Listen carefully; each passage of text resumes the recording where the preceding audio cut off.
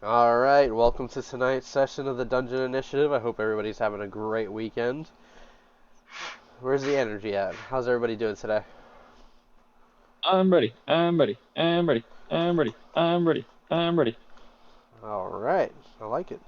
I went ahead and rolled a die based on the people that I'm seeing on my screen going left, right. Edgar being 1, Kita being 2, LaFay being 3, and then Zoe and Finn. I just bundled a 1, rolled a d4, and Zoe and Finn, you guys get to do the recap. Woo! Oh, thank God. Thank fuck. I don't remember what happened last time. Oh This is a game of no! chance where I'm happy I'm not gonna win. What is it again? For not being able to do it, No, your next no. your next two I successful rolls are fails. was teasing that. Oh. You're a stupid rule. You're a stupid DM. Are you? Let's see. The Dungeon Initiative had problems such as trying to get out of a subterranean tunnel where a gigantic one of those creepy centipede monsters. They're not creepy. You're just mean. He's creepy. It's creepy. They're kind of sexy. I don't know what your guys are on about. You call me a furry. What? You know what? I think I just decided on the next drawing for the session now. You in love with one of the centipedes? Caressing the cheeks. We made it through the tunnels with the loss of one night knocker. God, I can't remember his name right now. Sam. Sam being a little distraught by the loss. Let's see. Going back to the capital because of Eddard's portal decisions. Eddard gets left portal. I'm not going to use the word poor because it's already involved. Add a second O to the word portal. Portalo? No, portal. Just poor. Portal decisions. And ended up having to be left behind after thinking they were safe to just meet with guards from previous endeavors led to by LaFay and Riza. Grounded from adventuring. They return. The rest of the group returns back to the barn where the children are in order to hopefully go and save Boom from his current what's to be known as fate. Eddard being left behind to deal with his brother and hopefully come to some sort of form of terms. The rest of the group does not know what had happened. On the way to get some supplies, explosives, ammunition from Asher and Hugh, they encountered some of the Lord of the North's men, and they proceed to be chased down by a how would you describe him? Swainty gentleman? You're talking about the one that's currently after Hugh, right? Yeah. Kind of slimy. Is it like one of those kind of guys? Huh? They surrounded Hugh last we saw. Yeah. Asher was able to make it back to the barn and in time for everybody to get ready. As that happens, they're about to go rescue Boom. They're surrounded by, once again, more Lord of the North's men, which had rifles, I believe. Yeah. They either had rifles or spears, but the spears I think were in the capital.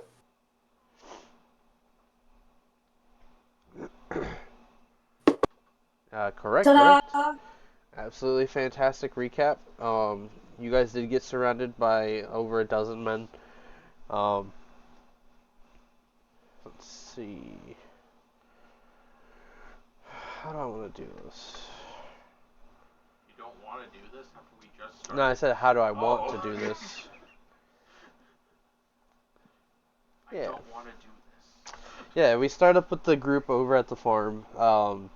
You guys see that there is a what looks like like a leader of some kind. He's wearing like his embroidered outfit compared to the rest of the soldiers.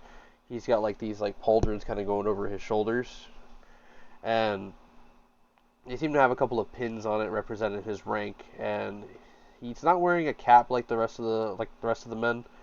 He's actually kind of he looks like he's the type of person who's very worried about his looks.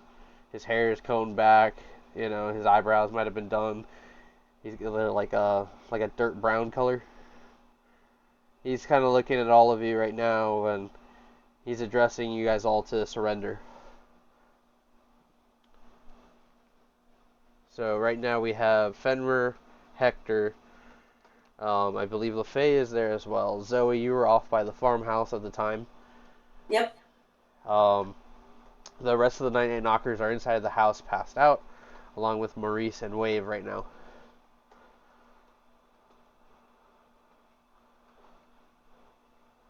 What do you guys do?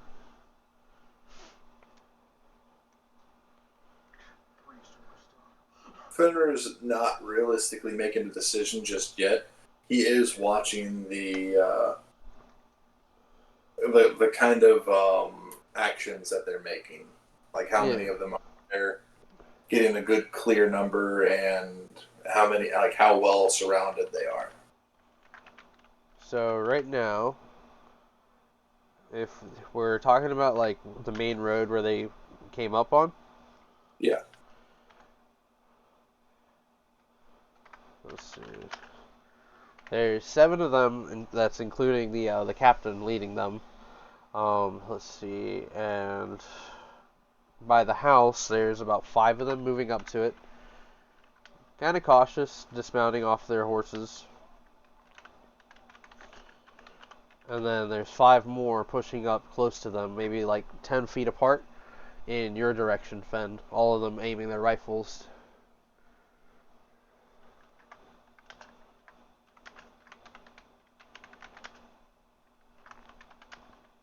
So that would probably be Fen, Hector, and LaFay currently. Ona by the house. I think we said that Ona was passed out at the time. She had a quick discussion with LaFay. She was kind of also on guard. So she's not too far away. She's currently out of sight.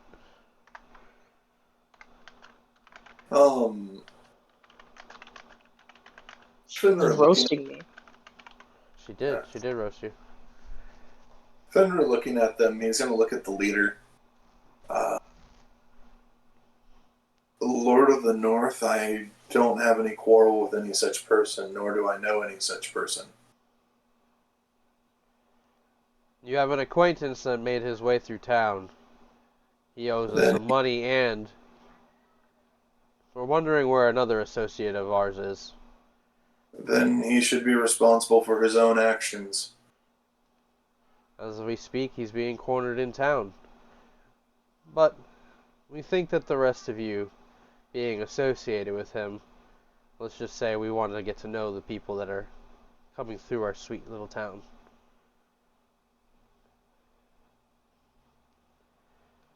As for the owner of this little farmland, I'm pretty sure they're way behind on what they owe.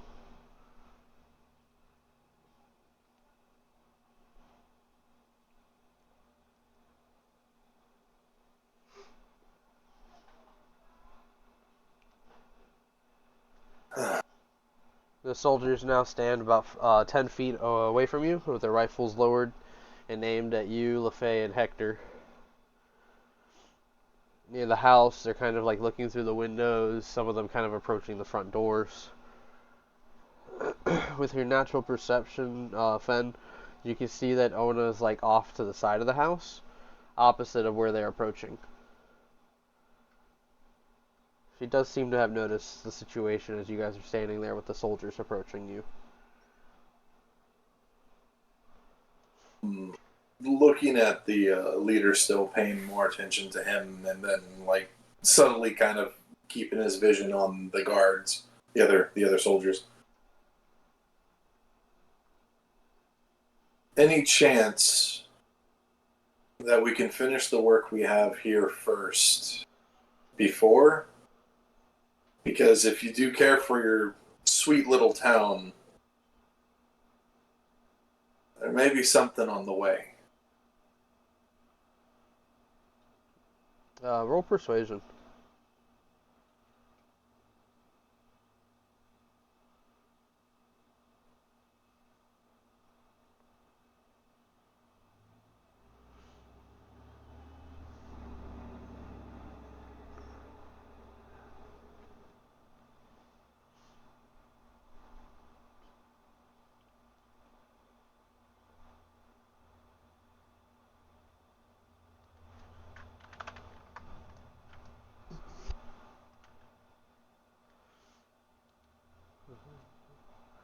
Seven on your persuasion.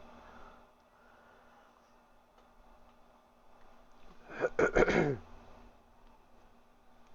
might have gone quiet. I can't hear you. That was a 7. Okay. You're trying to get to him, but he's like kind of like arrogantly like looking off to the sky, kind of not making eye contact with you while you try to explain this. And he goes, I'm sorry. Did I appear to be someone who cares about your opinion or whatever you're trying to accomplish here? I came politely to ask to come with us without a struggle, without an argument, or negotiating, which gives me a headache. Oh, Please. in the sense of I'm not negotiating, I'm merely warning you. And I'm warning you. Don't come with us. Things are just going to get worse and worse and worse for you and your friends. And if we come with you, you're not going to be able to stop what might be coming. Everyone tries to get out of what we ask them to do. We keep things simple. How about you tell it to the lords once you meet them?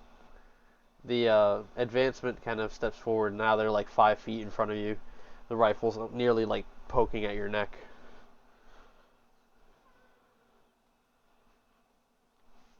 Well, it's your head then.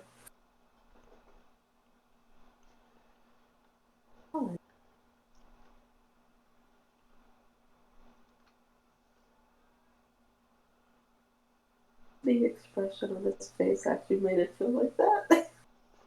I'm not an it. I'm the DM. I'm a person too. For you? No, I know! I'm kidding. There was a thing I saw where he was... Wait, I didn't say it, I said his.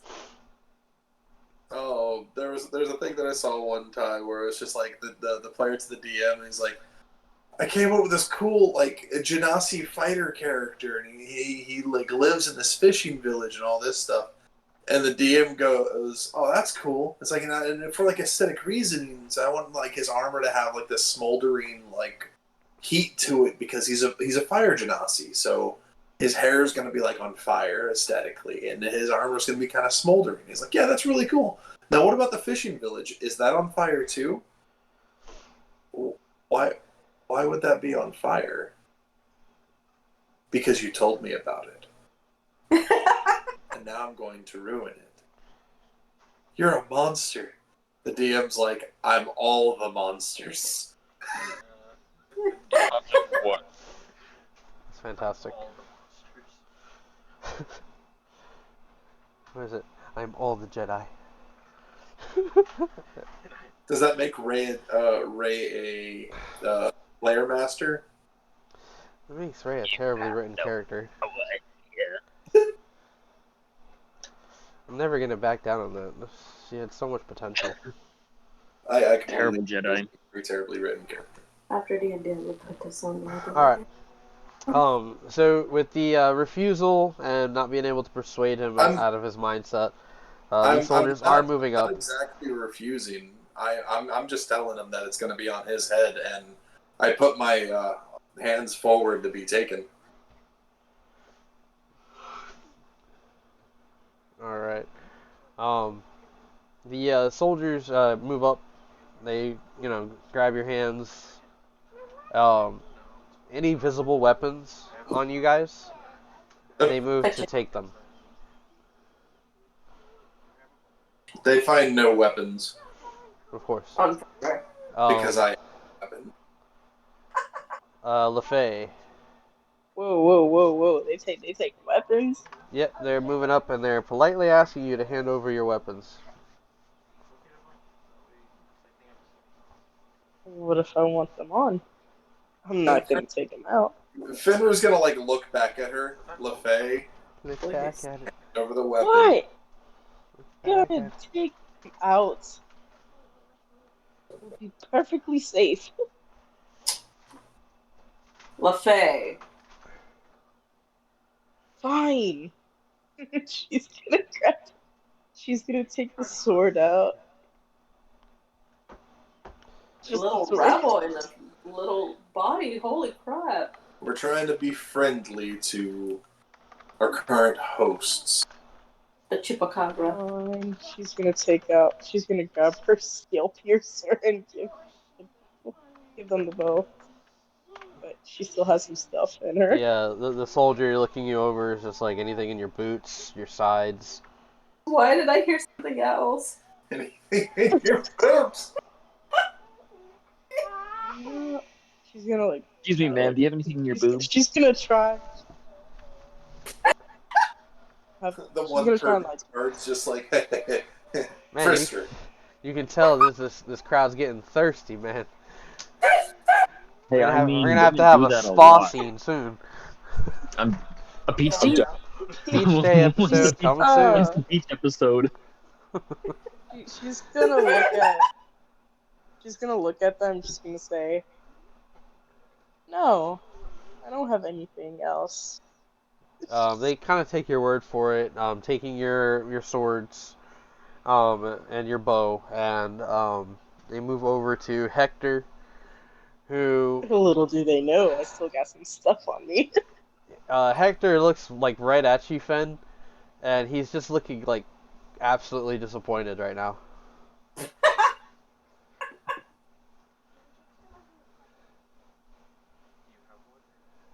Sir, your weapons, please. And he like takes the daggers from his hip, passes it over to them, gives them his sword, makes sure that his shield is retracted, and he's just kind of standing there, just looking absolutely irritated. And one of the guys like behind him like looks him over and he goes, "What's under the cloak?" And still Hector is looking like right at you, Fen, just like, fuck.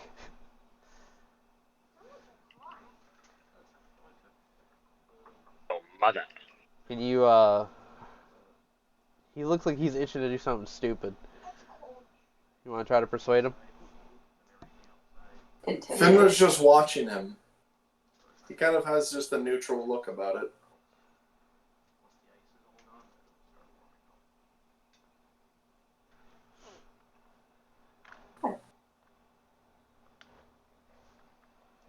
So, close are all the ones around me by now? So closest to you, you got about 5 guys. There's like 3 between you, Hector, and LaFay. And then behind them, they got 2 more. And then there's the 5 at the house who are rallying and waking up the initiative right now. Zoe, at this point, you might have like maybe taken a walk around the house and spotted this from a distance. I'm gonna keep my distance at the moment. Okay. So, seeing. Okay, yeah. In total, how many are within 30 feet of me?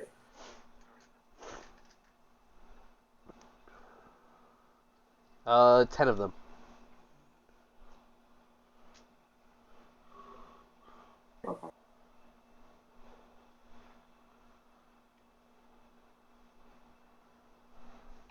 All right. So Hector kind of like reaching behind him. You can tell he grabs the rifle, looks at the guys around him. They're insisting that he hand over whatever he's hiding. And he takes out what looks like a smoke grenade and tosses it straight down onto the ground, and it explodes. Does it obscure immediately? It starts to obscure almost immediately, yes. I'm going to use my shackles, and I'm going to create my 30-foot radius area of ice under me. Alright. Anybody within range has to make a Constitution saving throw of 18. That means anyone in your party as well, correct? Yes. Alright. Yeah.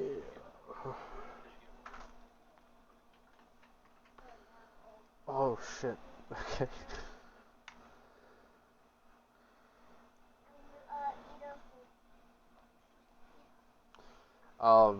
Two people fail. One of them was a nat 1.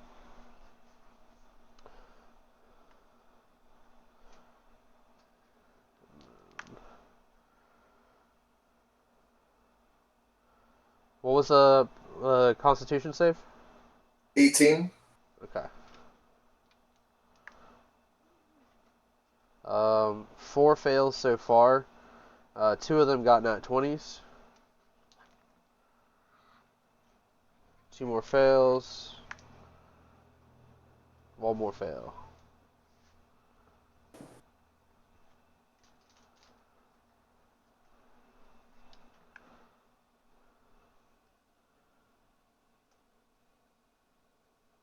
Nineteen fails. Or It succeeds. like two out of the 10 guys succeeded their rolls.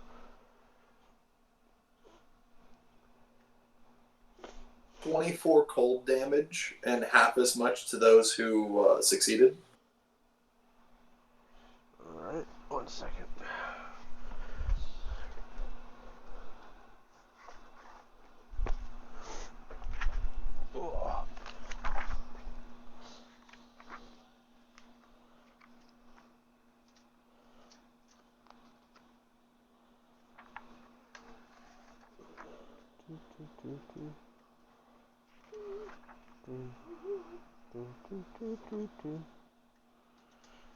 You said 24?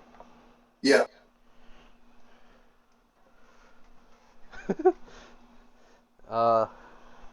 Jesus. You set this thing off, and the ground freezes up around you, and you see that all 10 of them just freeze up in place. One of them, like, midway through grabbing a guy at the door, like, his arm just snaps off as he freezes and collapses and shatters. 2 of the Night Knockers that answer the door, they're also affected, but they don't seem like they're, like, going down like these guys did. Okay. So at this, the captain of the group does look surprised, and he orders his men to fall back.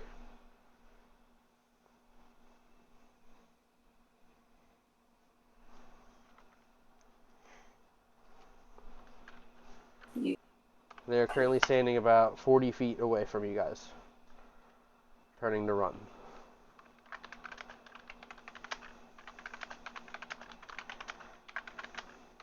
Herder, where do you think you're going? Fenrir kind of like cracks his knuckles and focusing on where they're at, he's gonna say, Hector, how good of a shot are you? You kidding me? With this thing, he like whips it out and aims. All I gotta do is spray and pray, and then he just clicks and just goes off with the gun. He has a splasher rifle. No, he basically has an AK-47. Splasher rifle. Oh my god. This is the special rifles, what you're talking about last session? What kind of weapons I think that's Eh? meant for piercing armor. I'm just curious if that's the weapon that he was trying to get ammo for.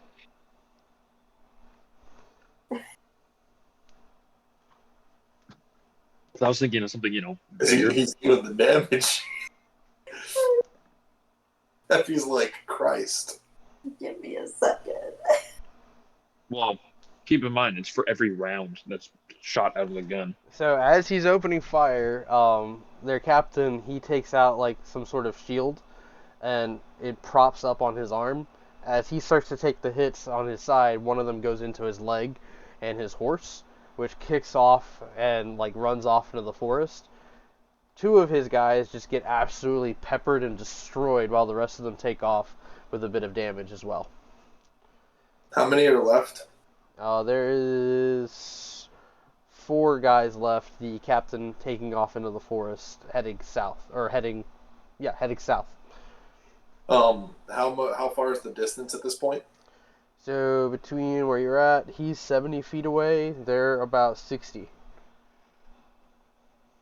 Cool. I'm gonna shift and then I'm gonna dash. Actually, no. Yeah, I'm gonna rage for that. All right. And I'm gonna make it right up to his horse, and I'm gonna shoulder charge it into the side. All right. Go ahead and make the attack.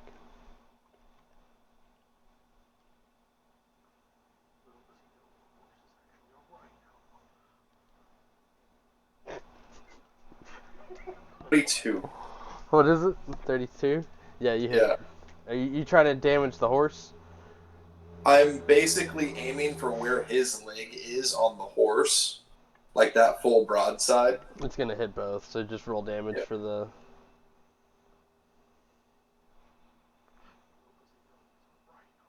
That's gonna be 16 points of bludgeoning damage. Alright. The horse still up or that thing down? Yeah, the horse is still up. Alright. I'm gonna make my Does it have next any two. sort of knockback or anything? I went for the dash tackle. I wonder if they're actually. I'll look at that real fast. It'd be a shove that I'm trying to do.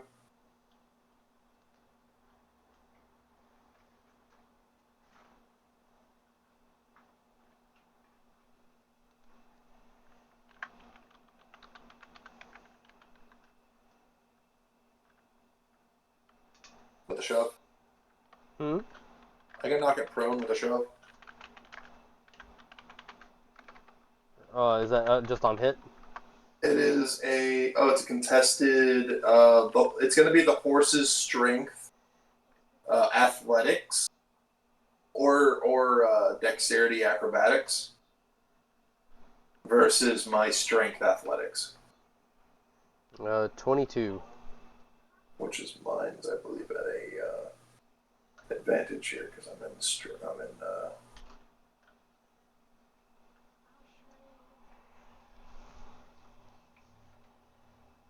29.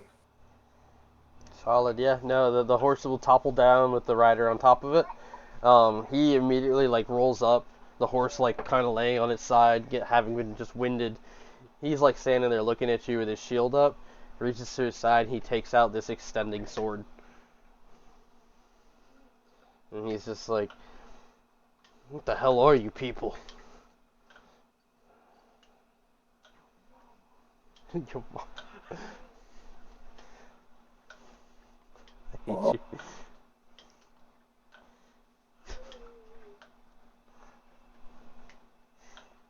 Points. I'm just acting on my own accord. What is your association with Hugh? He's a good friend of mine. Your good friend of yours might have his head removed tomorrow morning. He's got a thick neck.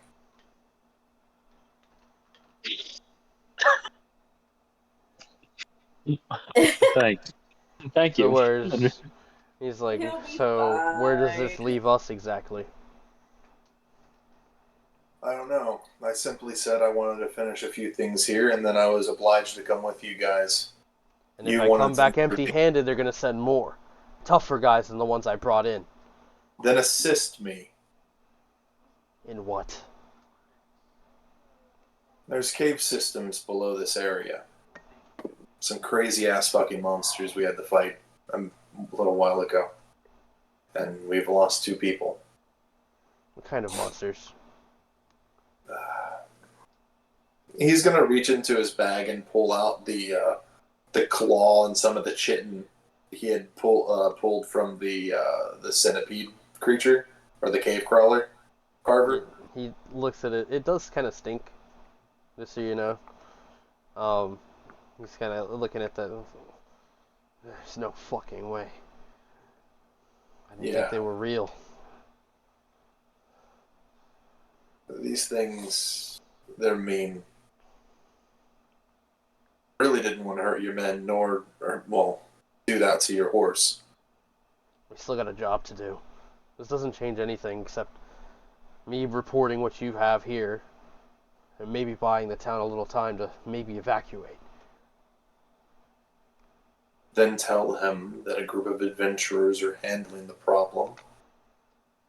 And if anything, survivors of the farm are gone. I can't do that. He's gonna throw down the chitin and the nail, the claw piece. If you show your boss these things, say you take one down, and that the family or the people on the barn, the land over here, were taken away or killed by one of these things. Believe me, the thing was tough. It took me a bit to try and get through this thing's carapace. I'm sure with all the injuries and the lost men, your boss would believe you if you brought proof. He's gonna like reach down and like kind of look it over. Give me another persuasion check here. Can I do this one with advantage? 4. With evidence. For having the evidence? Evidence and providing enough of a reason as well as... Yeah, go ahead and roll. Please? That's a 2. And that's a 3. What the fuck? He does take it, looks it over, and he says, "You've only heard stories about these things living up there. They make the ground unstable in the mountains in certain places, and people have been known to fall into these cave-ins. If they're getting close, that means there's a big motherfucker in there." Yeah, that thing collapsed the tunnel on us when we were trying to barely escape.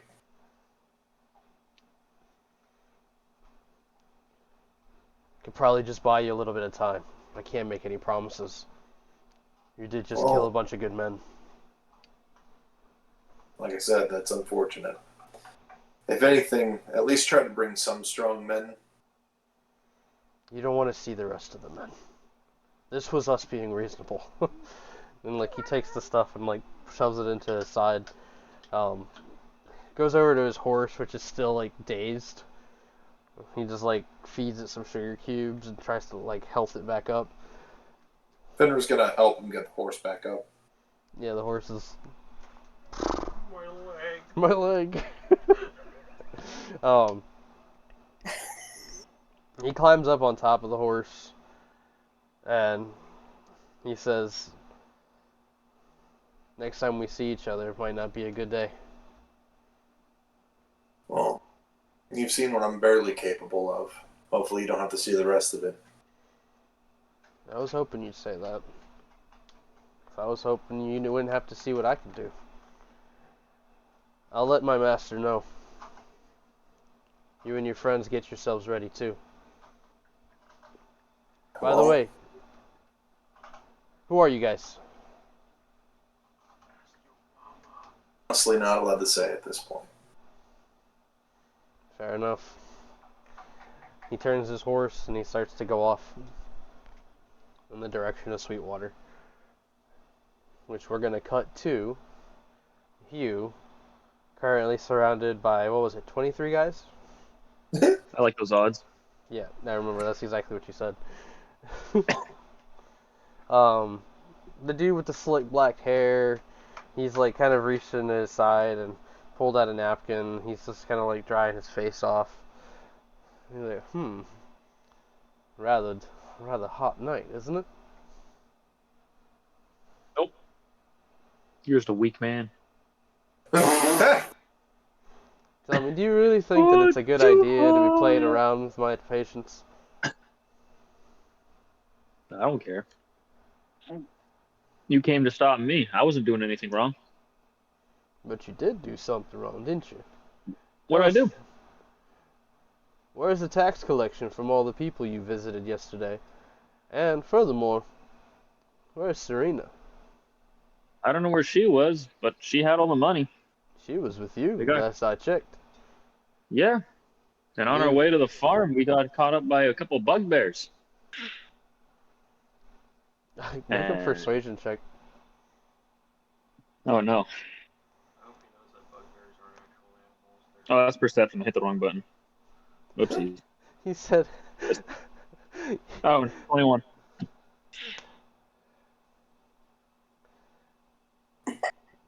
My, that's rather unfortunate. You're telling me that you didn't scour her remains for the coin that you guys collected? Or maybe you're just leaving out the detail part where you buried it off somewhere. No, I'm not a good digger. You're a dwarf, aren't you?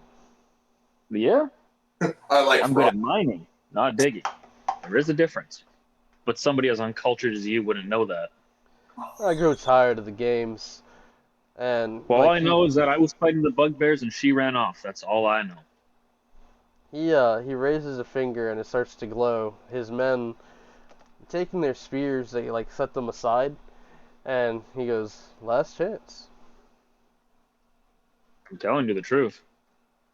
That's what's the problem with you government officials. You don't listen. You rolled pretty high on his persuasion, too. Hmm? You rolled pretty high on his persuasion. Because you persuaded him on the story.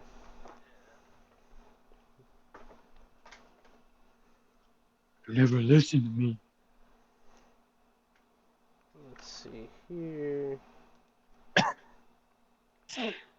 God, you're like my dad. You don't listen to me. I need my handy dandy character sheet. But You could have just said that the bugbears made their way towards the north. yep. He's thinking on the spot. Yeah. You think that he's gonna come up with a story for this already? No. That is true. It is Hugh. Yeah, no, you're right. Anybody here? I don't know.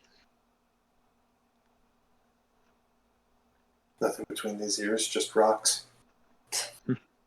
Rock and stone! You hear that clang sound? What clang sound? It's in my brain. It shakes you. You just hear a bunch of rattling. Hugh, make a Constitution saving throw. Scooby Dooby Doo, where are you? We got some work to do now. 11. Fucking like.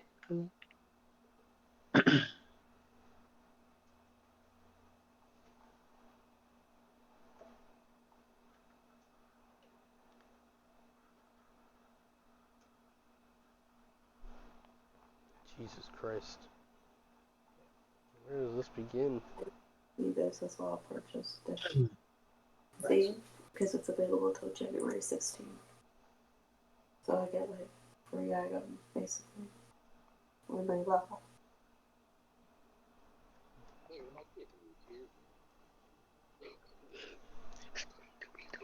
Where are you?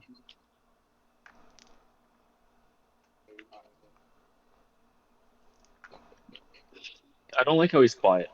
That honestly startles me. Our word kill.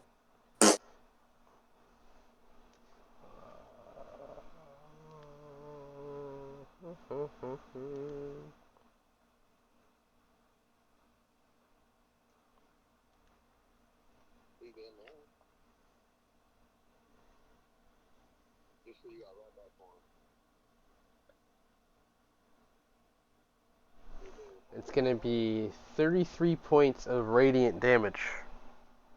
Okie dokie. What was your roll? It was an 11. Okay, yes. So you're gonna take 33 points of radiant damage. Alright.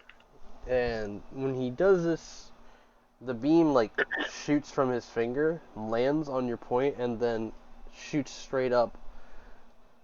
And a ray of radiant light strikes on top of you. I'd like to dust myself off and tell him that wasn't very cash money of you. Neither won't the next one. And it's your turn. Well, I'm going to proceed to. So, how many guys are actually around me? Immediately close to you, Yeah. you have about.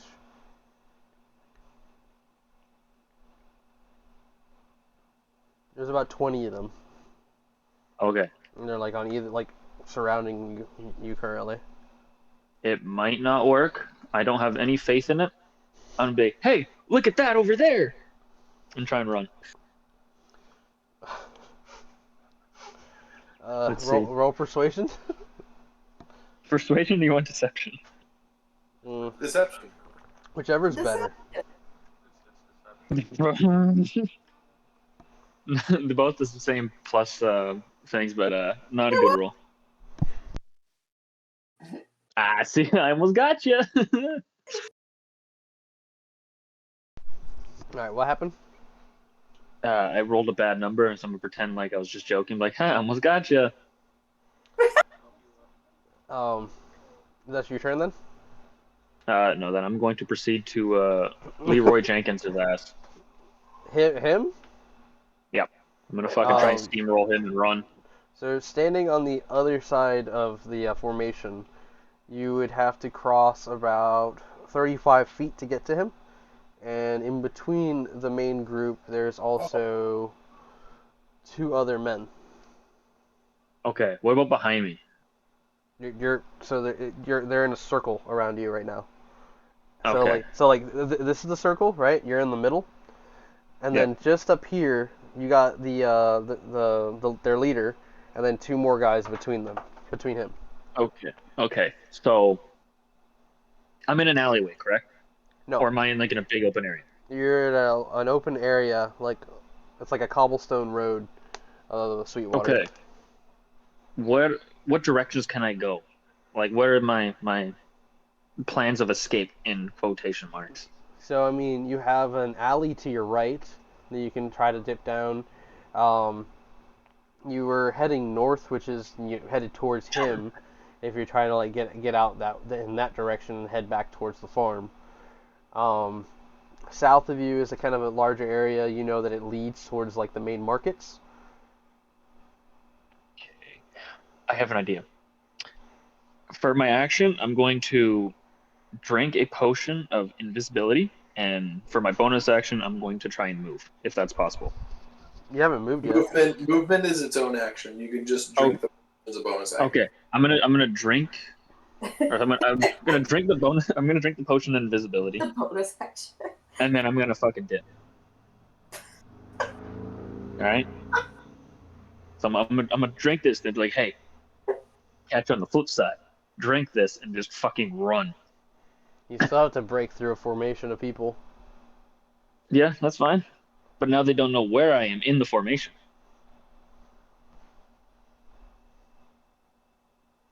Actually, you know what? No, first I'm gonna steamroll down I'm gonna go to the right alley. Okay. I'm gonna steamroll through that, and then I'll drink my potion after. Okay.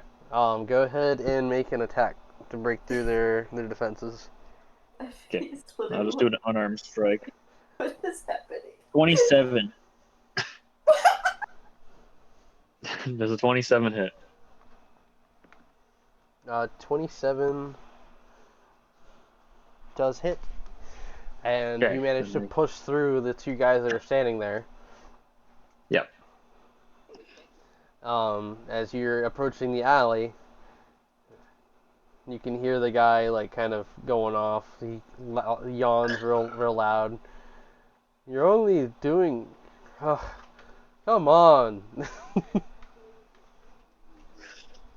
Then as a bonus action, then I'm gonna drink my my potion of invisibility, so I'm now no longer visible. I'm like my dad, Oh, Jesus. absent, and I'm invisible for 1 hour. Jesus Christ. Yeah. As you dip out, you manage to escape. The soldiers behind you, they do follow you down the alley for quite a bit. But you make a right turn and they lose track making a left turn. And that was all on rolls, by the way. They were trying to like spot you in the alleys and shit. So they saw you disappear and they're looking down at your tracks. They lose track of you and then you just dip and gone, bro. You fuck nerd. Fucking sick. All right, now I'm gonna try and make my way out of Sweetwater and towards the town I or really towards the thought farm. he was gonna fuck up a bunch of dudes here. I was like, this is gonna be crazy. I was I wasn't. If I had more health point, if I wasn't max health, I would have fought. But I mean, Alright, so Hugh on the run, Fen and the others kind of safe for the time being. We cut over to the initiative base where Eddard is currently meeting with Kato. Eddard, To be honest, I kind of forgot I was over there for a second until you said it. I didn't forget. It's been haunting me all week. Eddard's not with the group. Eddard's not with the group. Eddard's not with the group. And now begins the adventures of Ed. Kato's wearing this like silk robe right now. It's like red, and it's matching close to what Brian was wearing also. But he's like kind of looking around in his office, and he's just like, so I mean, we have a couple of ideas. You sent me that letter a little while back. Remind me again what you needed. And the rest of the group, they're all okay? They're out there? How's Zona? I just got lost for a second since you automatically just jumped into this. Yeah, I did. Wait, I sent a letter before? You sent the letter a while back. I can't remember what it was. Oh my Oh, yeah. god. I was just Asking them to see if like he has a way of like tracking people. Oh yeah. So they he hasn't found anything necessarily. Yeah, nothing on the group at all from like those last few days or nothing, right? I haven't heard from you guys since you left towards Mountain Slide. Yeah, we got back together and now we're kind of split away from them again. Is Ona okay? Yeah, she's with the others right now. Not sure exactly where they went though. So do I need to fuck anybody up tonight? And Goblin comes in with his maul, just like half awake. Cause I'm ready. I'm so ready. Did you forget his name again? I said Brian. You said Goblin. I said Brian. I don't know. I didn't. I said Brian. Chat, back me up. I'm okay with Goblin if that's the case. I don't know. I think we're just gonna end up having to keep it as Goblin. I've been saying Brian. No. What's wild is like you can have Goblin his first name and Brian his last name. Or middle name. I'm Goblin Brian. Effie, is he a mind goblin? I don't know what kind of goblin he was, man. Mind goblin, these nuts. He was definitely unique. Ha ha ha. Fuck off. I made a D&D nut joke. I'm so funny. D&D's nuts. D&D nuts in your mouth. Alright, back in order. Let's go, you hooligans. Yeah, Goblin walks in and it's just kind of like, just looking like they should be in bed. No, I think we should be fine for tonight. His name's Brian. No, I called him Goblin now. Fuck off. So he's went back to being Goblin. Let's just call him Brylan. Broblin. Problem! We're done for tonight. That's the end of our story. What have I done? What have I done? It's hard being this dumb. It's actually quite easy. I'm really good at it. Yeah, Kato is at a loss for like how to track anyone right now or how to find them. Do I remember them saying anything about where they were exactly? I think the mention of Sweetwater was made, but like they didn't get in depth with it with you. We said we did say the barn outside of Sweetwater.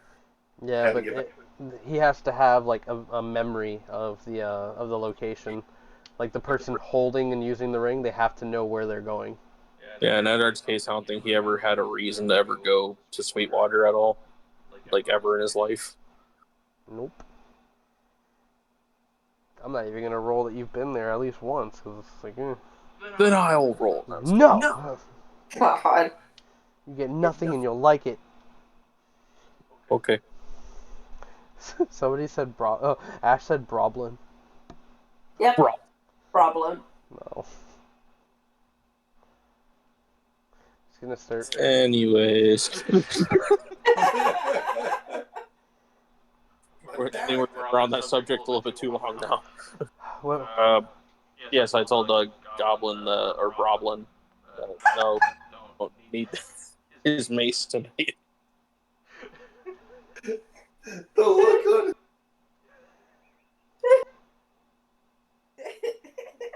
I already suffer with like remembering real people's names, and I'm getting made fun of for made up names.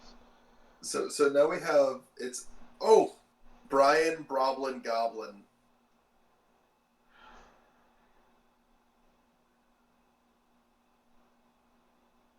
So, anyways, where's Xenagos and Folkvar?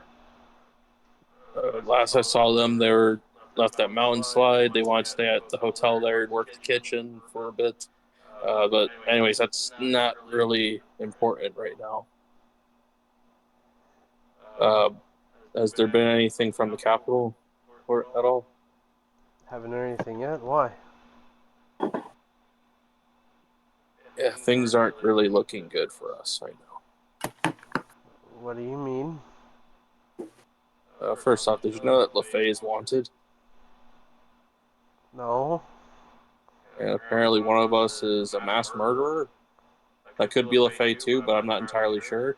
He looks right over at Brian. Wow. And Brian's just like leaning against the wall, like, it wasn't me. Looks right back at you. Murder? I've killed people, but not on that scale. Okay. It's justified. It's justified. It's okay. It's okay when we do it. We're heroes. We're badass. I love when it squelches. Oh God.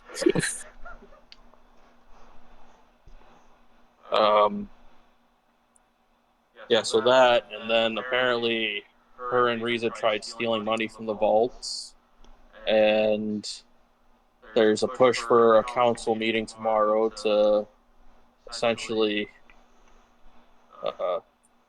get rid of Dungeon Initiative. Tomorrow? Tomorrow, from what they're saying.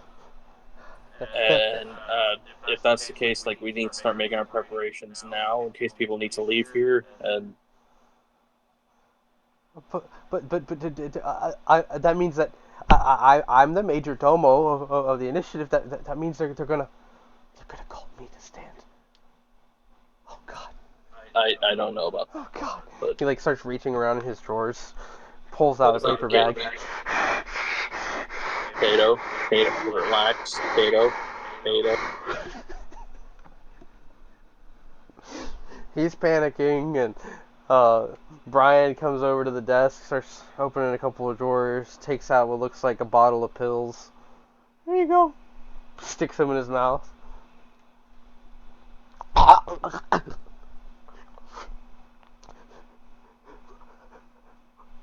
We're fucked! Holy shit! Royally, yeah. Things were already like kind of like on the teeter, but I didn't realize that they were gonna like off scale the side of the cliff. What are we gonna do? I don't think it's helping that Rose Gold's the one in Godfrey's ear right now. Rose Gold's trying to help us. I don't know about that, but Did your brother say what time we'd have to, like, get together? he didn't give exact time. He just said that they're calling for LaFay's arrest and for all of us to turn ourselves in. Oh, shit. They And mentioned if something things about the go... North, didn't they? What? They mentioned something about the North, didn't they? The North was brought up, yeah. When you were there, was Rose Gold there? In the North? No, at the Capitol. I didn't see him. That means that he hasn't gotten there from Mountain Slide, meaning the word hasn't been able to reach your brother about what we... If we find Rose Gold, maybe we can... And like outside, there's like a flash of blue light, followed by a, God damn it! And like he goes over to the window and looks out. It's the middle of the night. Why is he outside? I tried to tell him to go to bed, but he just snuck right back out, I guess. This kid, I swear to God, he's gonna get himself killed while I'm sleeping in the middle of the night. The initiative, the people over in Mountain Slide, God knows what Xenagos is doing over there. And I gotta deal with Jesse. Yeah, if possible, it's probably best to send a letter over to Xenagos and Franklin to get them back over here. And do we have anything that we don't want anyone to find out about that we're doing here? What do you mean, like illegal? Possibly. There's like a outside. I mean, the curriculum's been checked out. Everybody's in agreement that we have a pretty good school running here, and we haven't... What's that face? The Cosmo Hopper. I never registered with the Capitol. And like he runs out of the room. Brian's looking at you like, so should we just like start making breakfast now? Or do I go back to bed? What time is it? At this point, I think it's like close to 5 a.m. So it's still like middle of the night. Jesus. Yeah. No, it's just you can go to bed. It's fine. Alright, good. Make sure he doesn't do anything weird or stupid or get lost in the... Okay, good night, Edward. Good night. Am I left in there alone? Yeah. Does Kato still have that safe? Yeah, actually. Do I know how to open it? No,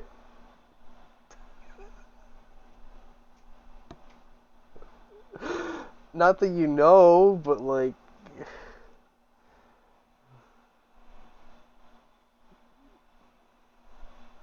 Is that sword still in there? As far as that art can tell? It was like a room, right? I just remember there being a safe, and we put the sword that we brought back from Mudlock in there. Mm-hmm. There was like a painting over by the bookshelf. So, are you gonna go over and take a look? Yeah. I approach the safe. Alright, so you pull the painting aside. You hear some like noises outside as like a door swings open, followed by some yelling. The safe looks like it works through like a couple of like levers, like numbers, that you have to click in place to open the latch. So, you trying to like sleight of hand this shit? So I don't know it. You don't. Yeah, you don't know the code. Only Kato has that. Okay, I'll wait for Kato then. Alright, you just gonna wait there? Yeah, I thought it was something I would know how to open, but no, I guess not. Okay. I guess I'll go check to see where Kato went, see that explosion. Okay, so you would be heading out of the of his office, heading downstairs towards the back of the house, and along the way there's like this like a living room area near the back doors, It's kind of like a sliding door there, and when you're passing it, you just catch a glimpse of Sandy there. And she's like in the middle of the room That's like that this. super goth chick, right? hmm She's like just sitting there looking kind of sad. But yeah, do you just continue out the Immediately, door? Edark starts to try to ignore it, and then it's just like fatherly instinct has to kick in. Damn it! Hey, Sandy. She like freezes up. What do you want? I don't know. You just seem kind of sad there.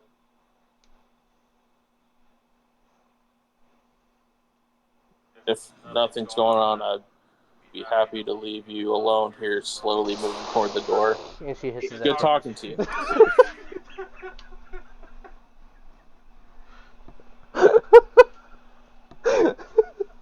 The DM introduces stupid little side quests.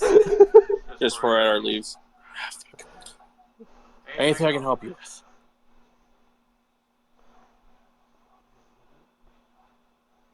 You haven't seen Venus lately, have you? No, I've been gone the last few days. Oh. Something happened? We had a fight. I guess we're not friends anymore. It's whatever.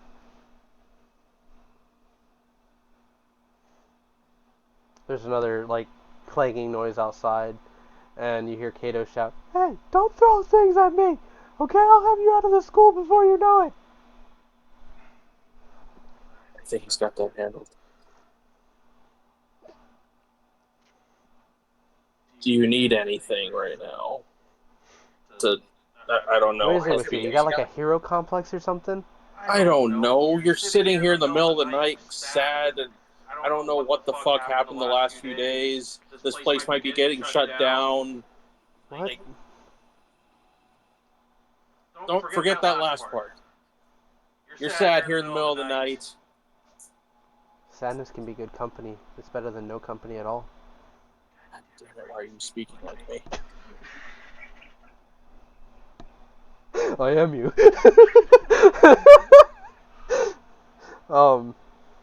Yeah, no, she's like kind of defensive. So you'd have to like make persuasion if you want to like try to crack her shell.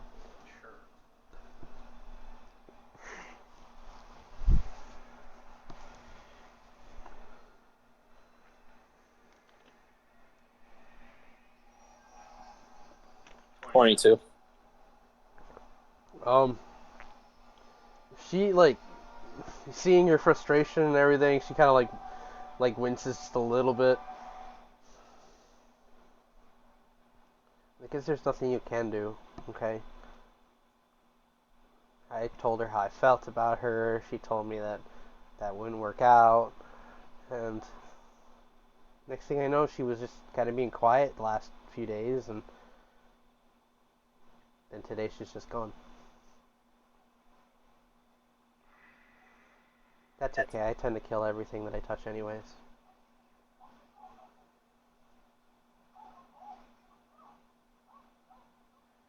There's another loud sound outside, and Kato's just like, "No, we have to strip it all apart.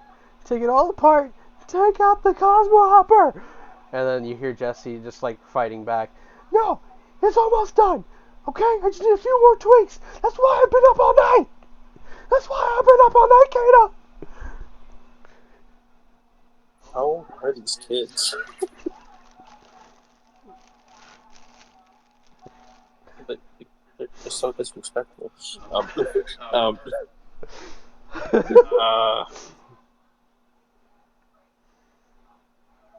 Do you want to go find her?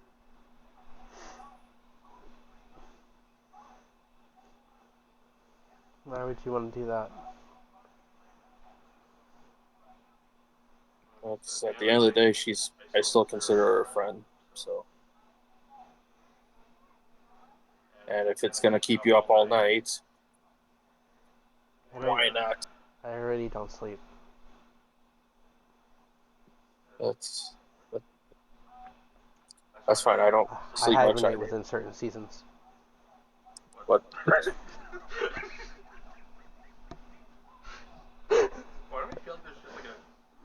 inside joke going on between us right now because everyone's so quiet. Yeah, no, right? Everyone's so quiet. It feels like there's an inside joke going on right now. Like we're over here like bouncing off each other because you separated yourself from the group. That's why. I know, that's true. Um.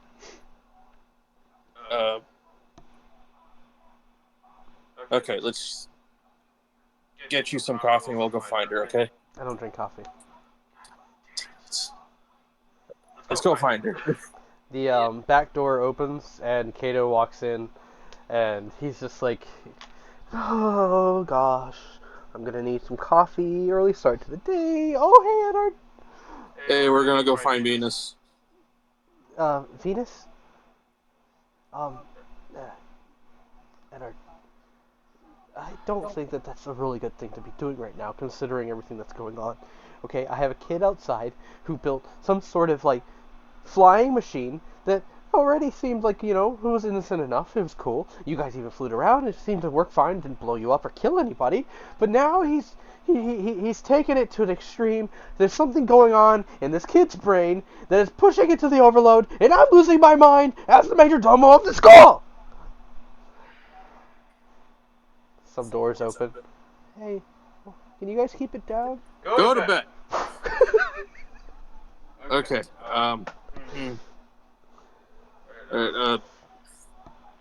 Fine. Let's go check on this crazy kid. So what? Jesse. You're just done with me? Just like everybody No, else? you're coming with. Come on. Okay. Boy, somehow stuck babysitting everyone. She like follows you guys out, and Kato's just like, look at him, and you see that the pod, half of the back is like split off, and then the front two pieces are split off as well into individual seats, and he seems to have like built like thrusters within it, and there's interconnecting pieces. There's like a wire running through with a dislocation joint in the middle. All of it looks completely foreign and absolutely odd to you. And within it, she's standing there staring at this, just like trying to comprehend anything that's going on here. It's like, what the fuck is this? you notice that like on the back half, right, where the seats were, there's now like almost like a dashboard right there for people to kind of grip onto, but there's also like a wheel in place. And right on the front, there's like this large blue and silver thing spinning around in circles, and it reminds you of the Cosmo Hopper when you guys had used it. And Jesse's there. Cosmo Hopper, that was the... It was that Mudlog? the one-seater thing with the platform under it, and you guys escaped the house on it. Yeah, from Mudlog. Yeah. He seems to have taken it completely apart and put the main engine into his pod. Okay, just wait here for a second. Let's start walking over there. Just keep an eye on her. Jesse's just like, now, look, there's someone who's going to know exactly what I'm doing. Look, all right, come on. Now, we got all the pieces in. Everything's fitted. Nice new seats, interior. Got a couple of things on order to make it really zoom to the sky. Jesse. This thing will get Jesse. you across town, new cities. We can get to the capital in it. Slow down, okay? Because Kato over there is about to have an aneurysm or He's something. always going to have an aneurysm. Genius is here. Okay, but You can't block the genius from my mind. people are sleeping right now. I have to deal with another thing and other stuff, and then we have missing people also, so why the fuck are you smiling at me like that? You could take it for a test drive. You need it, right? You need it, don't you? Say it. Say, Jesse, I need the pod. Jesse, I'm not gonna say that. I don't even know if it fucking works. Oh, it works. And like he climbs into like the right seat.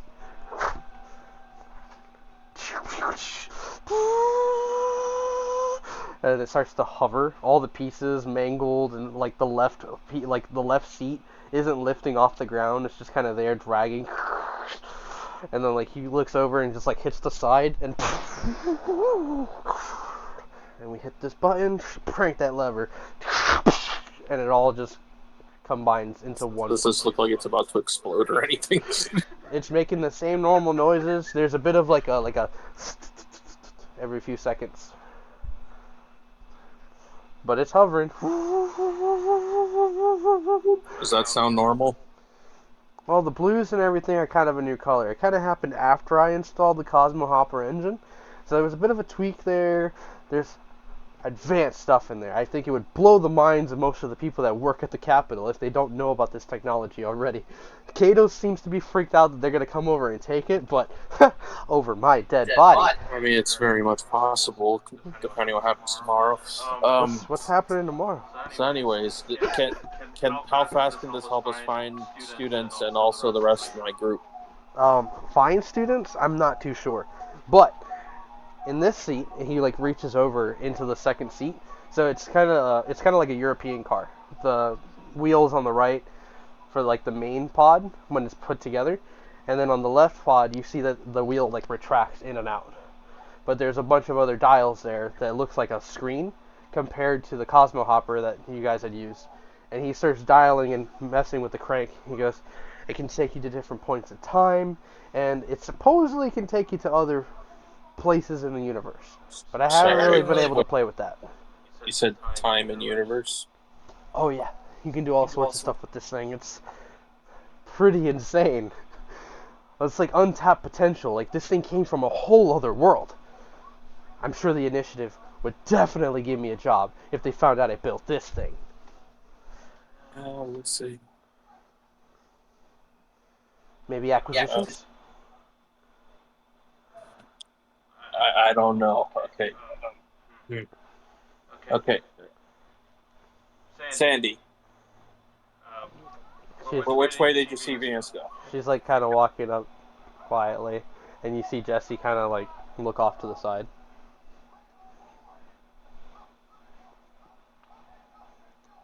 Hi, Jesse. Hi, Sandy. Shit.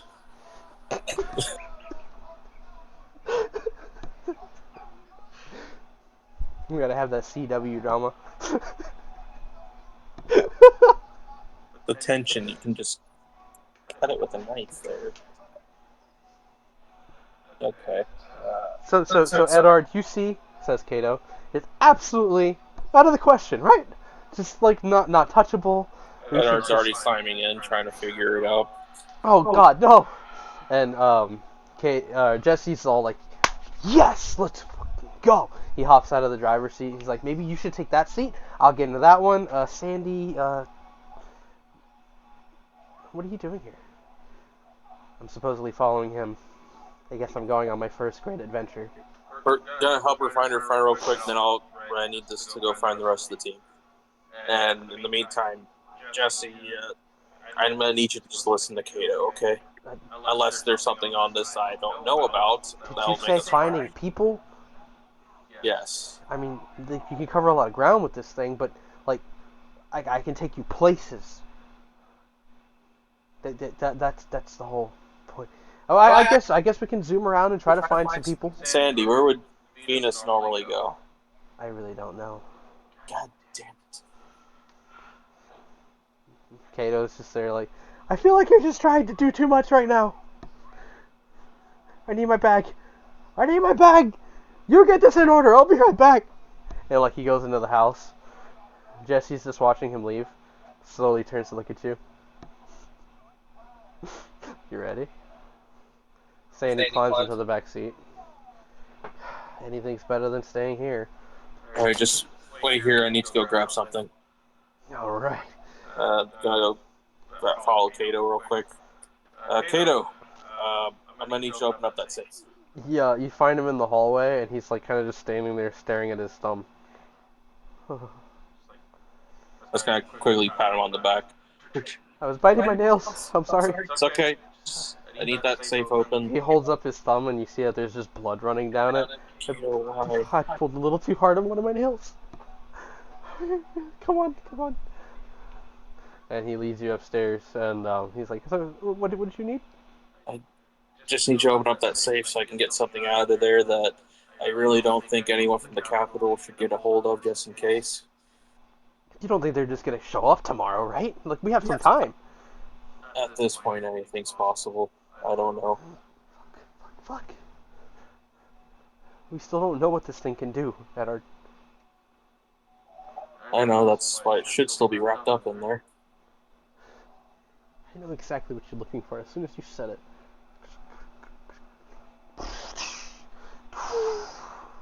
And when he opens it, you see that there's like a bunch of like new coins and things that he's been storing in there. Most curiously, he has what looks like, it almost looks like a dragon egg, but it's made of like sapphire. And it's just sitting there in the middle of the vault, and he just like carefully shoves that aside. Reaches back, and he drags out the sword still covered in the wrap. I'll take that, and he's just gonna stuff it into the bag of holding.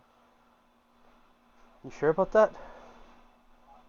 The last thing we need is some dumbass getting hold of this thing and then becoming very uncontrollable with power, so. Just make sure it's not one of you guys, okay? Yeah. Edward, I need you, okay? Please bring everyone back. I'll message you if I hear from them. Keep me in touch with everything. Let me know if you get a hold of Franklin and other guy whose name I'm forgetting all of a sudden right now. He like reaches up for a hug. I'll hug him.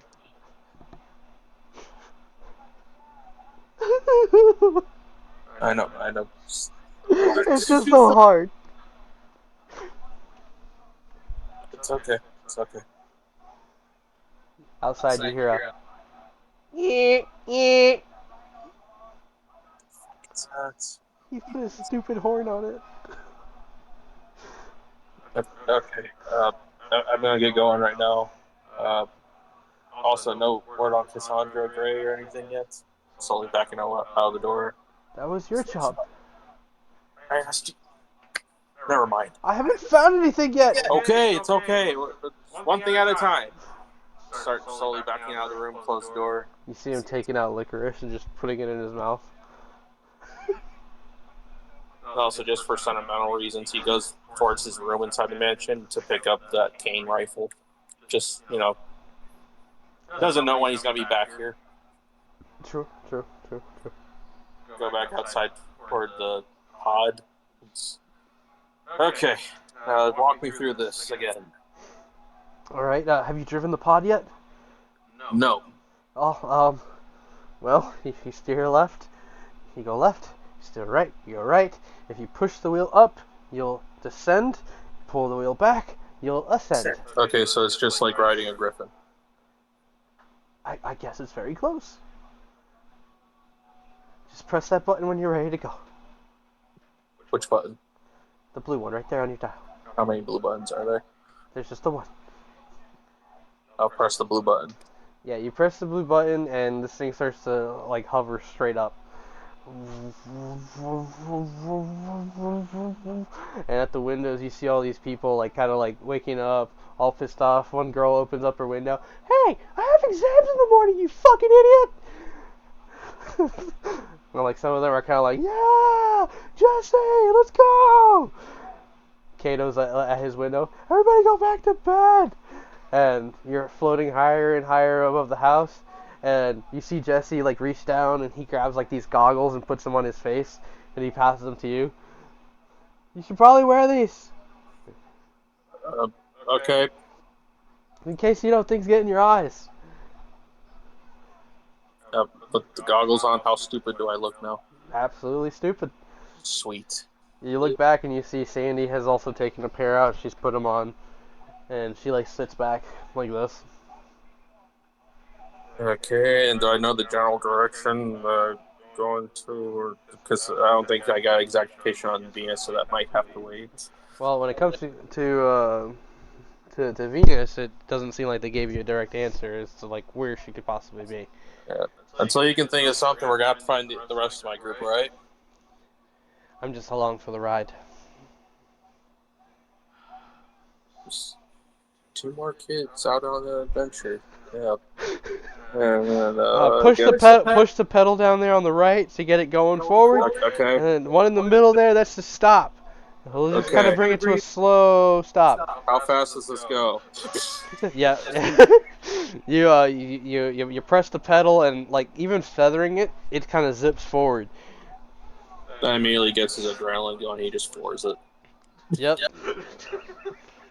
You guys take off. This thing building up speed. You can see like between the lines like of the pod, there's like a bit of a shake to it, and Jesse's there like it's normal. This thing's flying like a dream, and you can hear the edge of. And with every like thrust, it just kind of pushes you guys further and faster. Okay. And you zoom off into the night. We cut back to the Zulu farm.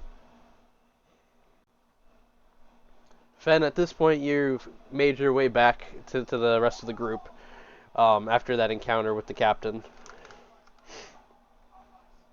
The Night Knockers now kind of like woken up from the whole situation, seeing their friend having gotten hurt. Zoe, you're maybe there helping, some of the people move the bodies of the soldiers or something along these lines. What are you guys all doing? Here.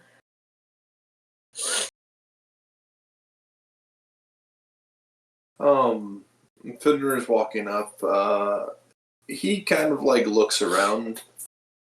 Was there anything useful on them?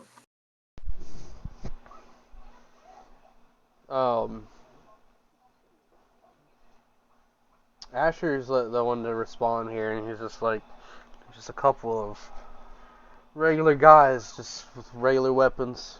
Probably barely made it out of their training. Definitely fresh faces here. Yeah, and you do notice that the soldiers that they've accumulated, if they still have any remains left, they do look like fresh recruits, young guys.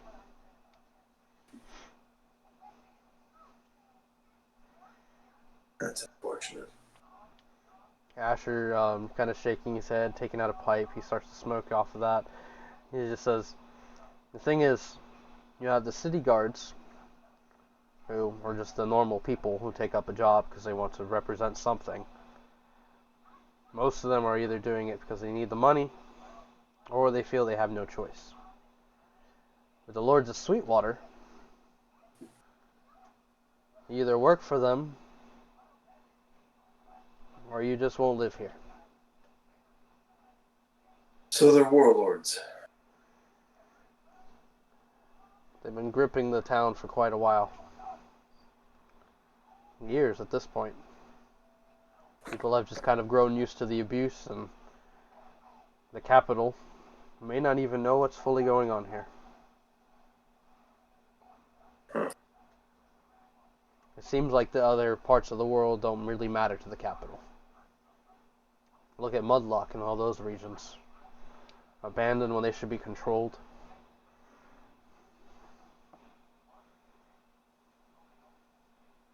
What'd you find out from that guy? Well, I was able to, I guess, kind of persuade him to buy some time. He went along with it for now because it only benefits him and his lords. Provided enough evidence to point out that there's those centipede monsters down below. We still gotta get Boom. And now he's back in town. What a mess. Knowing who he's either drinking right now or making his way somewhere. Hector, having been cleaning his rifle, looks up at you and he says, I don't know. There's a bunch of guys, and they weren't just normal city guards, they were actual knights of the Lords of Sweetwater. Fenrir kind of smiles. I mean, we fought in bars and tired guards and stuff like that back in the old world, so... Did you actually get into an engagement with that captain? No. That was Captain Troy Irving. He's one of the closest to the Lord of the North. There's others like him, and each one of them is more dangerous than the other. more, But they're equally as dangerous. equally as dangerous as the lords themselves. The knights and such are people who've been with them for a long time and don't just work for them because it benefits them. Some of them actually like it. Hmm. Then you have the soldiers like these guys. I think they're just following orders.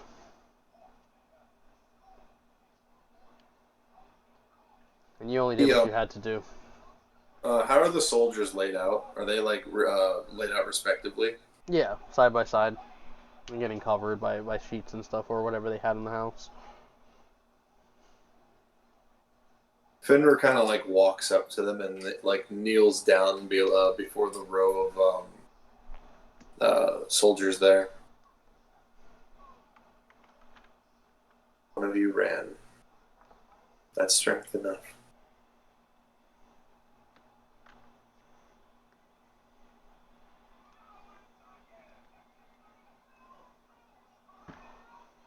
He gets up after that and looks to Zoe.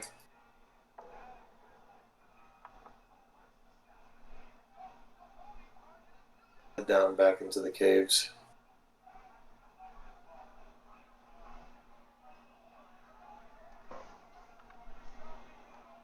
Gotta save Boom. And if Boom's gone, gotta at least stop that thing. At least before it makes it to Sweetwater.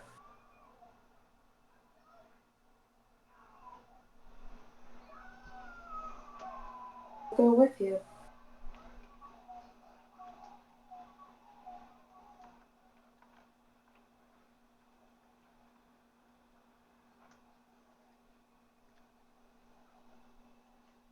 LaFay, you're also there, just so you know. He looks at LaFay. Did you get your weapons back? Yeah. Yeah. She. Oh, dang! I forgot what I was about to say. Yeah.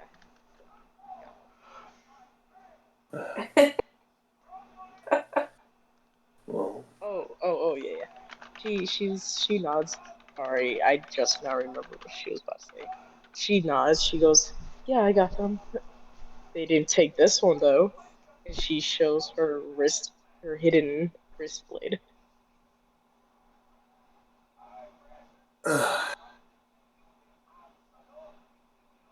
it makes sense why you get into trouble. Hey, that vault.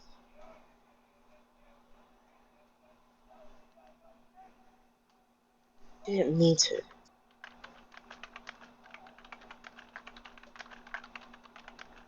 If you're going to be coming with us, or if you decide to come with us,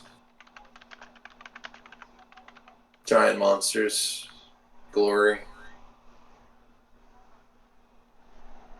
things like that.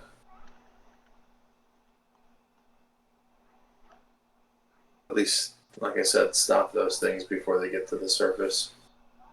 That'd be more of a problem than I assumed the Lords would be.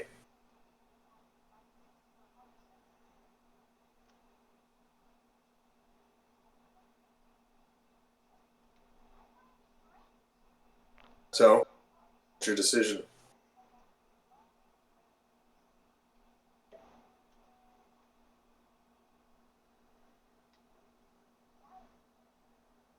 Guess I hope. You're gonna have to talk a little louder. I'm having a little trouble hearing you. Let's check your volume here real She quick. said she said that she's gonna like help out like the monster. Alright.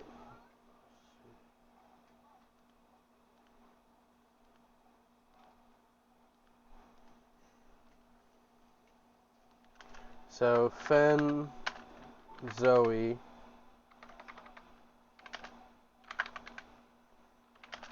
LaFay, and LaFay, Riza's passed out inside, like they kind of like rested her against the couch. Are you gonna let her know, or are you just gonna let her rest? She's gonna let her know.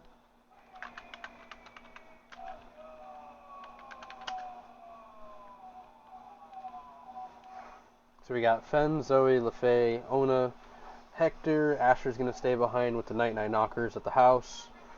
LaFay going over to Riza, who is passed out. You say you're gonna let her know, so you're waking her up. Yeah.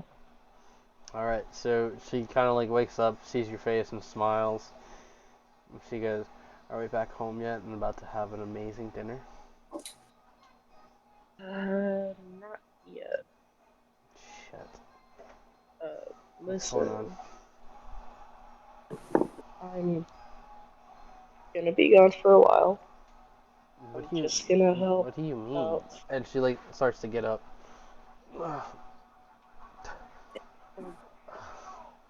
You're not going anywhere without me. You're not in good shape. Yeah, you're right, but neither are you. And who's gonna keep you out of trouble? At this time, Zoe's going to walk up towards them, and she's just going to smile gently at Riza.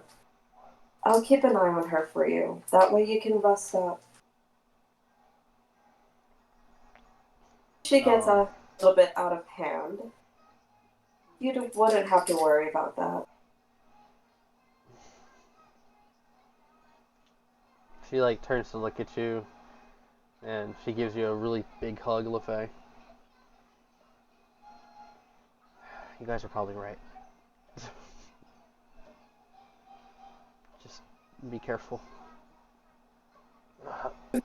Fenrir looks at Riza. I mean, if anything, and Sam could use backup up here too. You're pretty strong after all. I realize I probably just need to eat something good, and I'll be back up.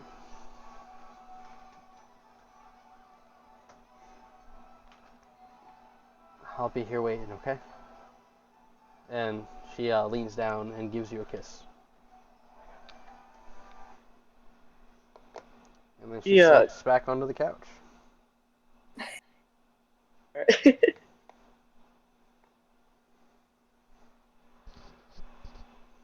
Yeah. Zoe's gonna walk over towards like the fireplace, and she's gonna like grab a jar and go up to Riza. This is some medicine that I've had made. Apply it to your wound when you at least 3 times, and it should help heal. Riza takes it and she thanks you for it. One of the night knockers, having heard her say food, he gets up from the floor and he goes, "Food sounds so good right now." And he like stumbles over to the kitchen. You guys do notice Sam is still passed out. Edgar's like sitting next to him, watching all of you. And he looks over at you, Fen, and he goes, "Hey, I have to tell you something." You holding up okay? Come here, close. He like leans in. He like puts his paws on your face, and he goes, "You have saved my life, and I am forever indebted to you." And he leans in, like hugs you. "You are so strong." In my mind, all I can think of him is just purring. He is. His paw just kind of like on his back like this. Maybe gripping his back muscles a little bit. You're Sam's friend. That's the least they could do. As soon as everything gets settled, we will honor the dead. But for now, we honor them by fighting on. As soon as we are able, should you need us, we will be here. If that we lost in the caves. You got cut off there. One more time. The one that we lost in the cave there. I'll see if I can't bring anything back. Maybe of some kind. Yeah, at this, he doesn't really say anything. He just kind of nods his head and slumps back. Hector outside, he's just like, "Come on, the faster we can get this done, the faster we can get to Hugh."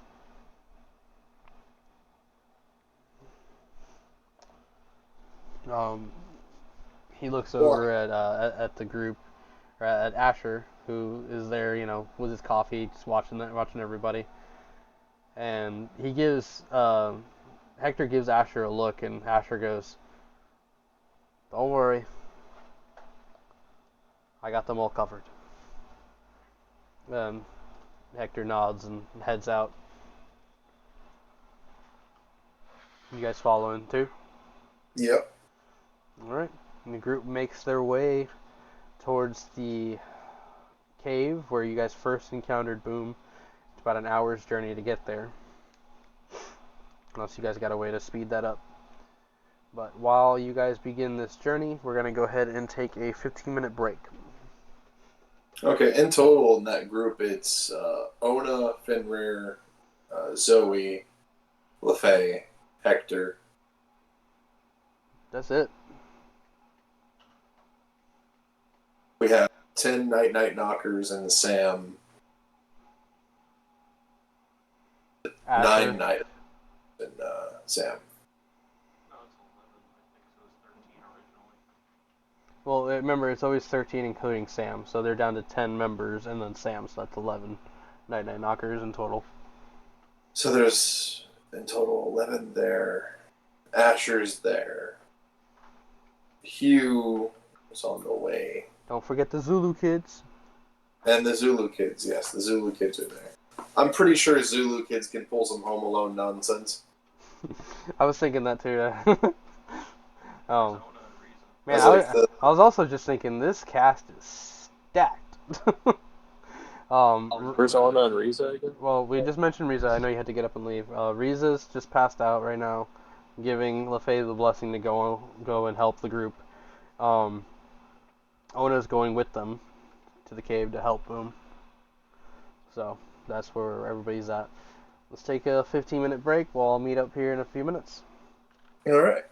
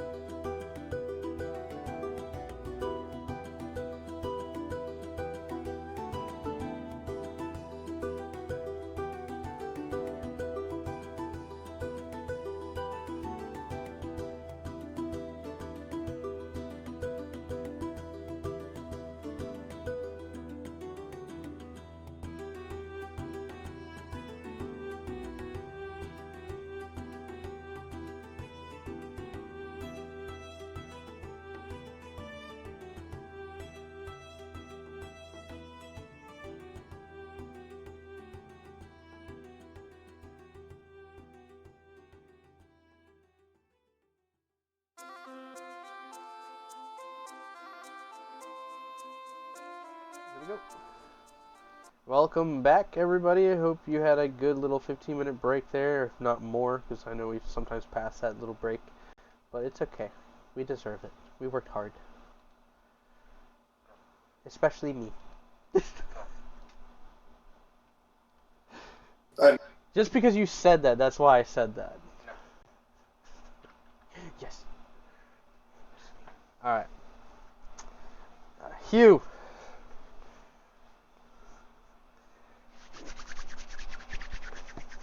Oh, he is the only one who hasn't responded, isn't he? Hugh.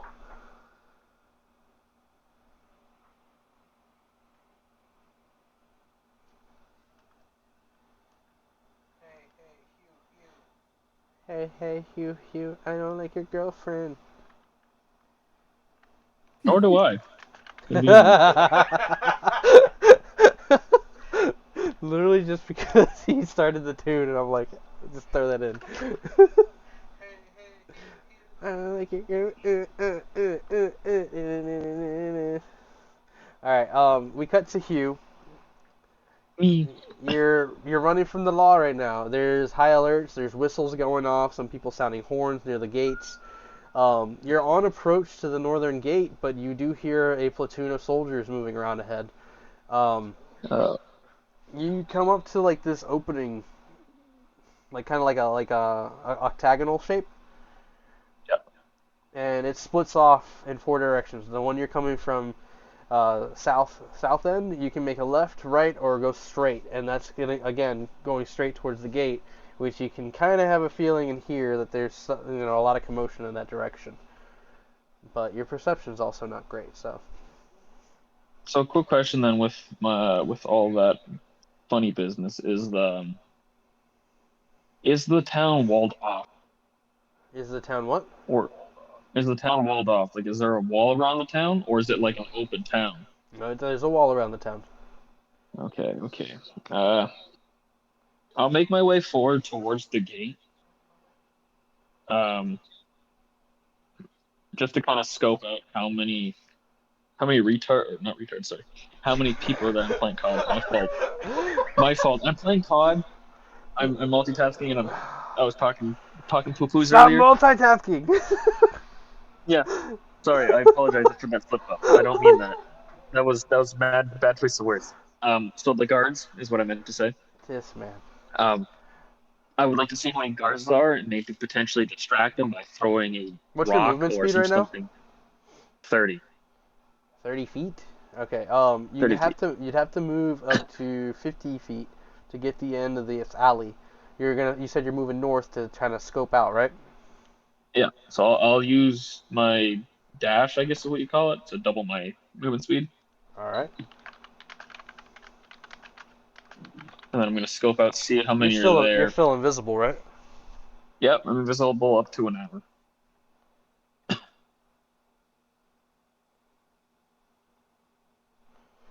Yeah, moving up to this part of the town, you peek out, and the cobblestone road isn't uneven here. It's nice and smooth, right? Like they managed to lay these stones out very carefully, and you see that there's some townspeople like outside of their homes, like kind of confused, watching the soldiers march by, and you see a little over 50 soldiers marching through the streets right now, and they're being divided up into like groups, heading off in different directions and such. But it is heavily guarded in this direction. Okay. With doing that, because I still have another 10 feet, I'm going to come back 10 feet. Okay. And then I'm going to try and work more on this hammer to try and get it connected properly. All right. You notice that where the latches come down again, like it seems like it's loose. So Yep. let's say like this is the face of the hammer, and you have this rocket attached to it. Where the clasps are, go ahead and make a wisdom check for me. Do it with a advantage. Actually, no. Just do a regular roll. I hit wisdom throw, or saving. Not saving. I guess. Okay, then I'll re-roll that then, because I hit the wrong one. A 9. Yeah. And that's Yeah, what I came from. it's a stressful Nice. moment, even though you're invisible. Like you feel this tension, like there's this closing in around you. You know, doesn't help that you're in a claustrophobic space. Um, from the direction you came from, you can hear a couple of like approaching footsteps, along with a clatter of like trash cans being knocked over, and soldiers kind of pushing their way through, looking around for you. What do you do? How far are they roughly down the alleyway from me? 5, 10 feet. A little over 100 feet. Okay. I'm going to try and keep working on this until they get about 50 feet, and then I'm going to cause a distraction. All right, so you're So I can working throw on another that still. wisdom. Go ahead and make another wisdom Yep. check. 18. With a wisdom check, you're getting the feeling and the idea that you need some sort of weld on these points. Okay. Because the makeshift craft that they put into this is probably why this weapon is so unstable and they didn't use it. It's not meant to fit as something clasped on, otherwise this thing is going to blast right off the fucking weapon anyways. Okay. So you know and you feel that this needs to be carefully put together. Okay. So unless you have like a welding torch on you that I don't know about, or some way to like cast fire on this thing, you won't be able to get what you're looking for. Not at the moment, I don't. All right. So your movement. What are you doing? Then, well, I've used my movement, so now I'm gonna try and cause a distraction. All right. So go ahead. Back down the other way, so I'm gonna try and throw this thing closer to. Actually,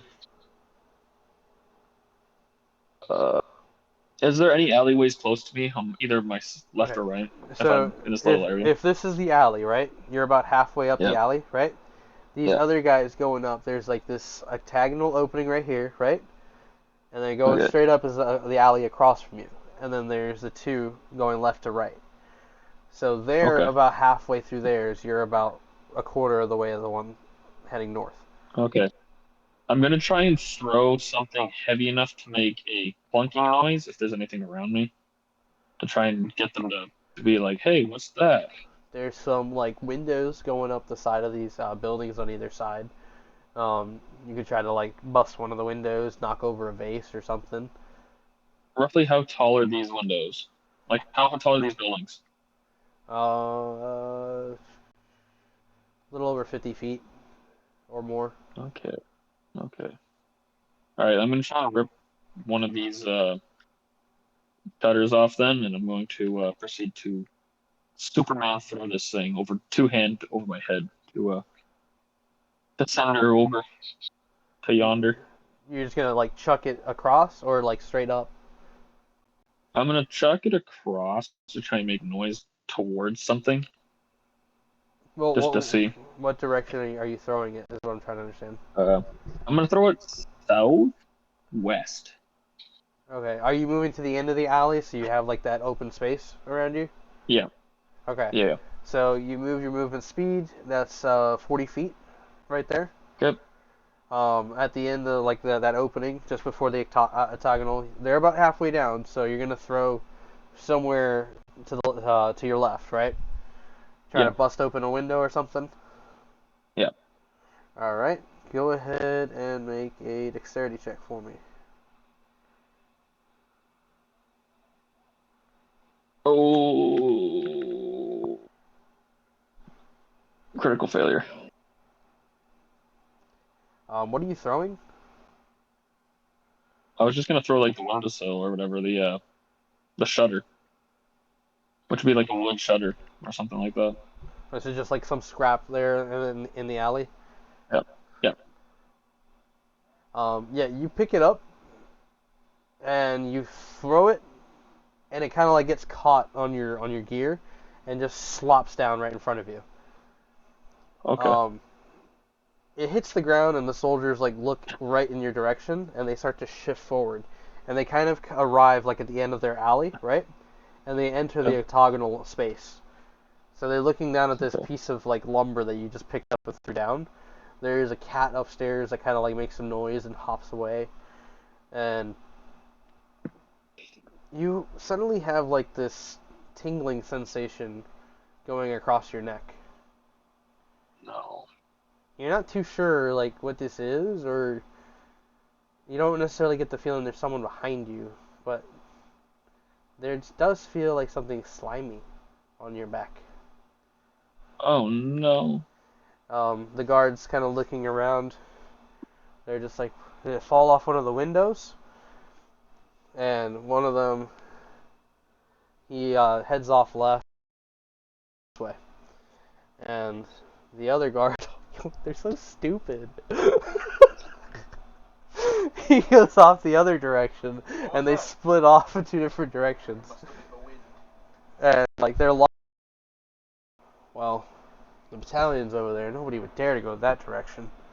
We'll split up, and they split off. So now you're kind of alone, but you still have this sickly, gooey feeling on the back of your neck and back. Do I even want to know what's behind me? I don't know. Do you want to like maybe feel around?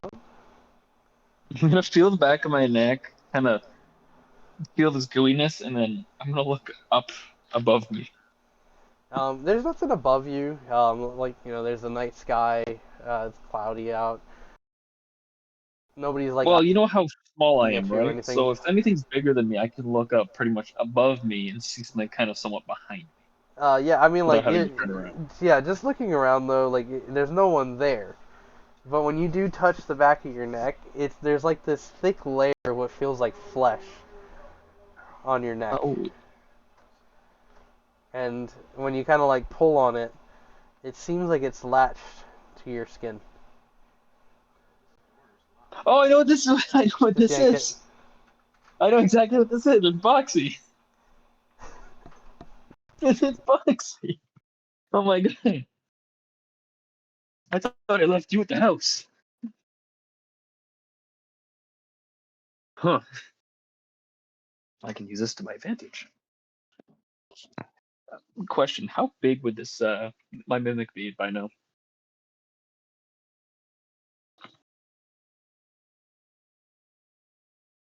Effie, we can't hear you. You're having audio Yeah, you're issue. kind of muted.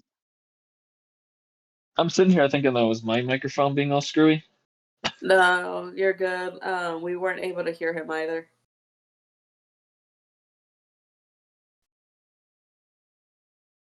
Oh no. This chunk of fuck, this chunk of flesh that's all gooey. I'm like, Hey, Luke. what could this There we be? go. Hello. Hi. There we go. How much did you guys miss? I'm sorry. Uh, after I kind of was talking about It's Boxy, I think. literally like right what he was saying. Oh, it's Boxy. You were actually Okay. talking, but we heard nothing. Yeah, that was weird. It showed that I like disconnected, like my sound just cut off. That's been happening a lot to me on Discord though. I wonder if that's It's just normal. probably just Discord being Discord still. Thanks for letting me know. And I didn't like carry on, and you guys are just listening to nothing. Yeah. Upon reacting and saying Boxy, right, or like reacting to him being there, the tingling kind of like goes over your neck and across your back, and suddenly you feel it kind of like hugging at your sides, and you realize that Boxy has enveloped himself across your back and your side. Oh, so my restraint from my You own just mimic. can't see it because he's underneath your clothes and your armor. Okay. I don't remember him being that small to get between that, but all right. You just you remember like, oh shit, that's right. I own something. um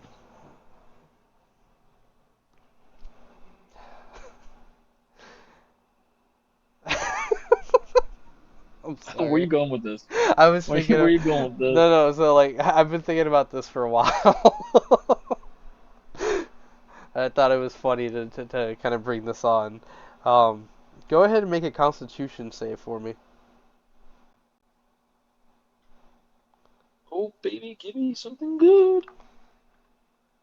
17.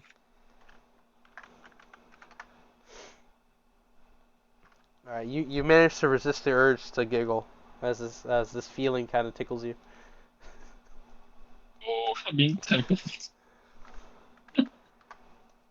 Is That was he just like licking me? that was me teasing you. So you can't really tell. It does feel squirmy. It does feel wet.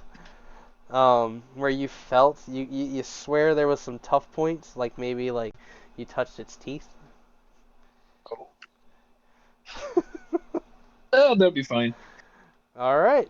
So what are you doing from here? You got one guy to the left, one guy to the right, and a battalion in the direction you really need to go.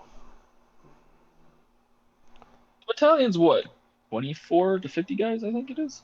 Well, I said platoon. Battalion. So battalion would be a bit smaller than that. Yeah, platoon is much bigger. It's a platoon. There's a lot of guys. There's a lot of guys out there. There's a lot of guys. Oh. Okay. When the Well. solo players debating something that might get them killed. Like, do I just go fucking do a steam train and go through everybody? So they're to my left and right. I'm gonna try and pick up this board. Actually, you know what? Fuck it. I'm gonna hit both of them if I can. I'm gonna attack both of them. You gonna move and attack one of the guys? Yep. Left or right? Place. I'm supposed to be going to my right, correct? So I mean, if you're North? coming from the north, back into that octagonal, you threw the board down.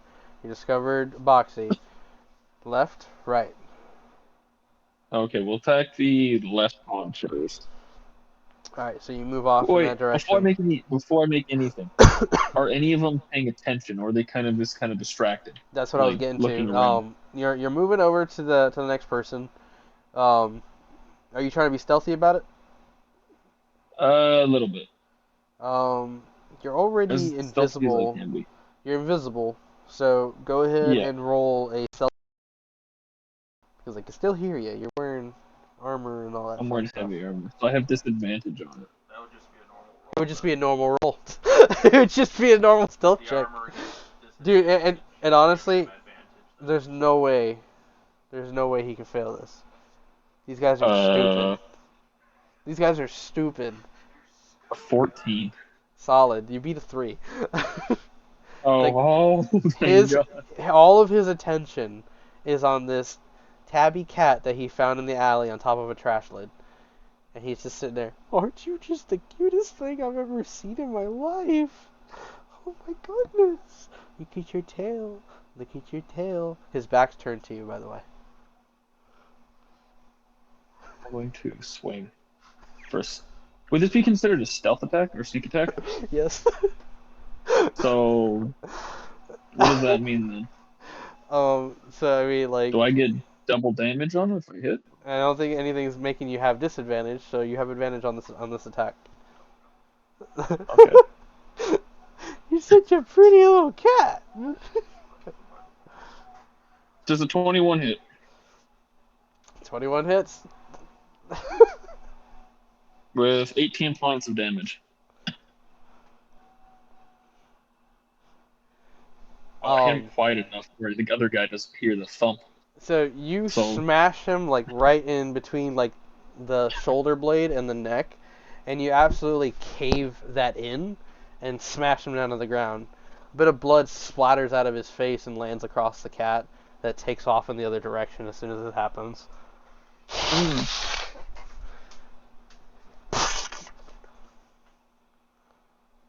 Okay.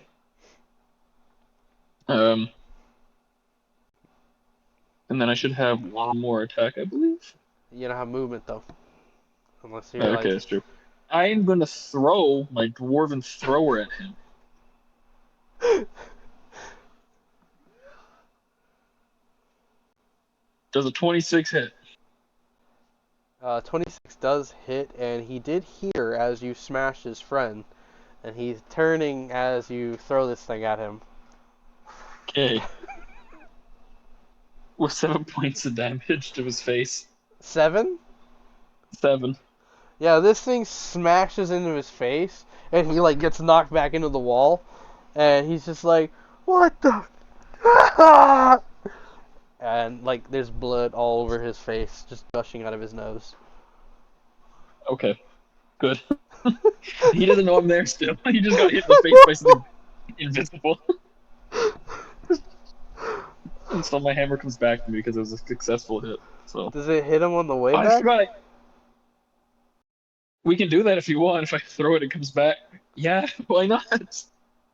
I'm gonna roll again for damage. Should I roll again for a hit and damage then? Like he's For the still way back? there, so it makes sense. Okay, Uh, yeah, it, why not? it would be another attack. Like, do we have that ruled on that? Because that would actually make a lot of sense. Because because the furnace and the dwarven thrower are the exact same concept. If I throw it and hit somebody, it comes back to me. Beautiful. Yes, they're basically the furnace is the finalized product of what he had initially created with the dwarven thrower. As long as they're within the line of the line of sight. So yeah, Yeah. roll another attack on the way back. A 19 hit. Fuck, that hits. With 6 points of damage. Is this the furnace or is this the dwarven thrower? No, I threw the dwarven thrower. I just want something small to hit him. Yeah, it flew. This should still be doing more damage than that. You struck him across the face. It That's zoomed, better. stopped, and before he could finish his next sentence, it smacks into the back of his head, cracking it open, and he falls face first. And the hammer, right back in your hand. I proceed to say to myself, neat. Put it away. Yeah, you roll 2d8 for that attack. Oh, do I roll 2d8s? Yeah, it's just the 2d8s because it says when you make a ranged attack with this, its range goes from 20 close range, normal range, and 60 long range. When you hit a ranged attack using this weapon, it deals an extra 1d8, or if the target is giant, 2d8. Okay, so then I'm going to hit him for 14 damage then. So, Oh, he's dead regardless. He's fucking out cold. He's done. but just keep Yeah, that no, in like mind. you hit half Yeah. of his face off, and then it came back and finished the rest of his skull. There you go. You're chucking 2d8s at people. It's fucking fatality, Okay, so bro. then, it's the same thing with the furnace. Oh god. The furnace is stronger. Yeah, well, it also says here deals 2d8 damage. He wasn't when hit, trying to with ranged attack. overkill, but he accidentally did. Yeah. Yeah, absolutely fucking wreck these two guys. What do you do from here? I don't have any movement speed. I don't have any more attacks.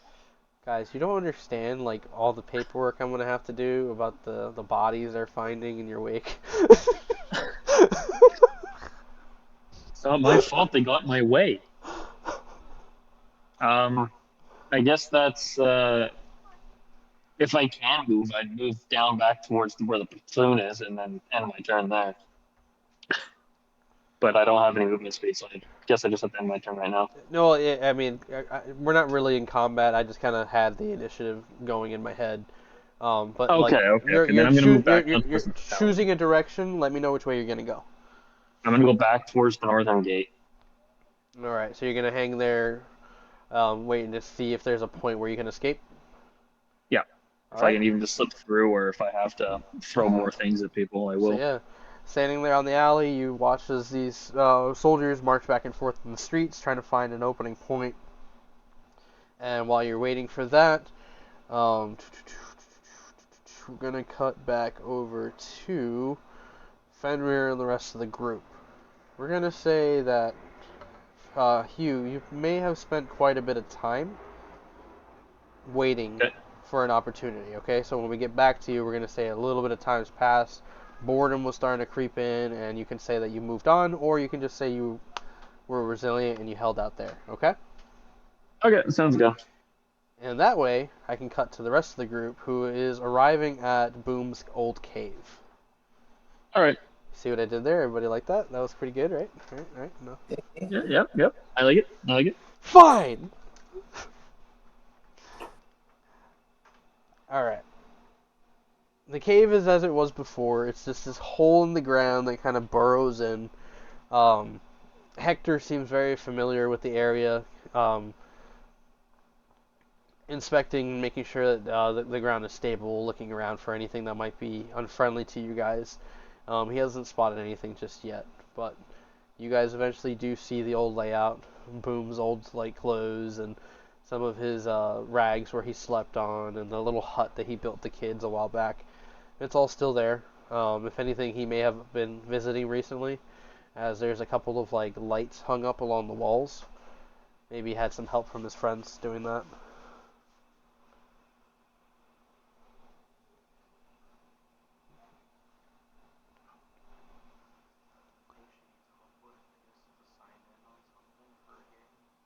She's trying to. I know what she's doing. Um, yeah. So this is gonna be Fenzo, LeFay, and Ona and Hector are with you guys. What you guys doing? Okay.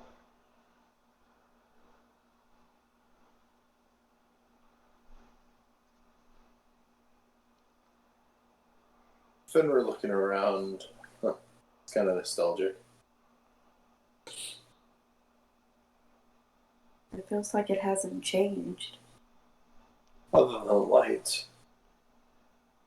What hasn't changed? Asked Ona.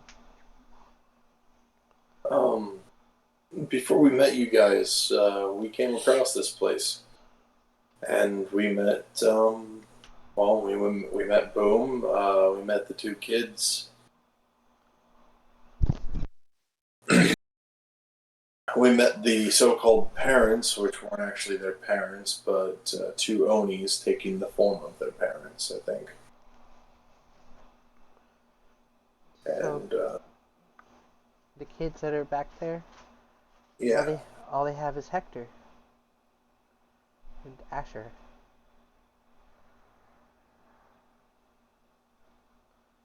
their parents were originally killed. And, well, we just happened to take care of the imposters.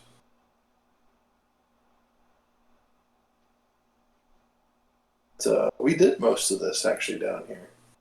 He points out the little like stone slab hut thing. And Zoe made that. She made some furniture using some of her magic. Yeah, I remember Zoe. You grew like a bunch of vines around it to add like that floral decor, right? Yeah. Let's see, it's still blooming. No one is like amazed by it, looking around. She goes in and kind of inspects things, but Hector's kind of at the other end of the cave, where Boom had recently told you guys that's not a good place to go. But Hector calls out to you guys and says, "Sorry to disrupt things, but we only have so much time." Yeah, I know. As you approach him, he's kind of looking down and seems to kind of like be in his own head. Ona following close behind you, Zoe. And LeFay, you're following along with the group as well. Zoe's gonna take Ona's hand gently. Can we do something before we all go? Sure. I've been feeling a little down because, well, we got separated again. We really need to stop doing that. I'm going to find a way to find you guys. But we haven't had much time to rest, and well, I just wanted to say a quick prayer for everybody, if that's okay. That's perfectly fine. She Of course. she takes one of your hands and she goes over to you, LeFay, and like offers her hand.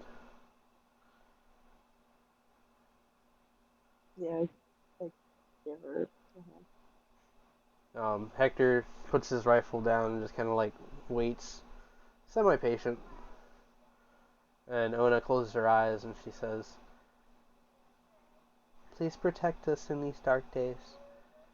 No matter how far apart we may be, we are still one group, one family. And where we're going now will be another test for all of us. But I know that We'll all find each other. We'll be one again. Better than ever. Please protect us.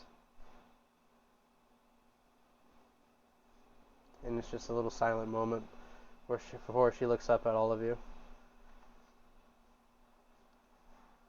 Let's do it. Fenris smiling. Zoe's going to gently, like, place her hand on Ona's head and just, like, gently, like, pet her. That was wonderful. I have a lot of time. And with that,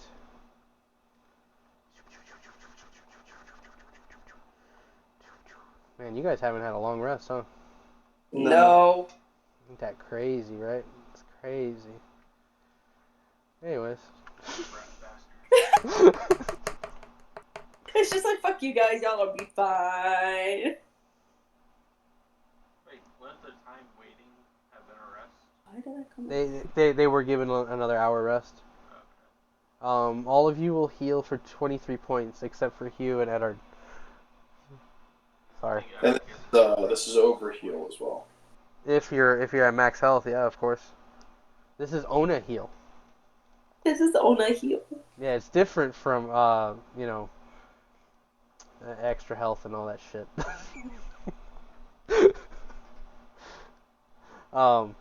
So with a small prayer from Ona, all of you feeling a little more beefed up, she literally like turns and faces the cave, and she summons her spear, and she just starts marching straight ahead.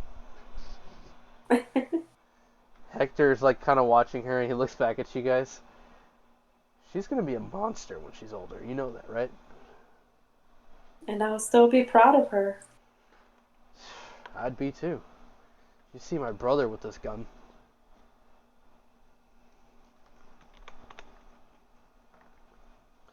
So, as you guys begin to kind of work your way through this system, you all notice that it is pretty eerily quiet. Hector, having taken the lead eventually from Ona, she's kind of lighting the path because of the glow coming off of her weapon. Hector points out that it could be another like half hour or so of making their way through the caves, and that's if we don't run into any blockage along the way. But that's why we brought these. And he holds up one of the rocket splashers.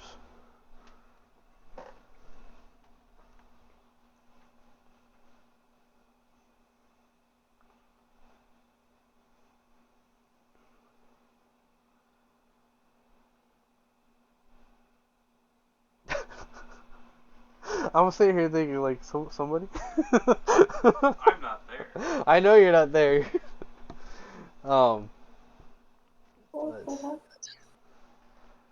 Alright, you had a DC moment there for a second. A what? No. It's just dialogue. It's a little role play. Oh, no. Like No, on our side, your Discord camera turned off. actually turned off. And it said that you had left, and then you'd just come back in. Me? Yeah. Or that might have been us. Might have What's been worse us. is it's not telling me anything either, so it doesn't notify me if my mic cuts out or anything other than like green Our bars. wife Could just be being Discord deterred. being fucking weird. Yeah.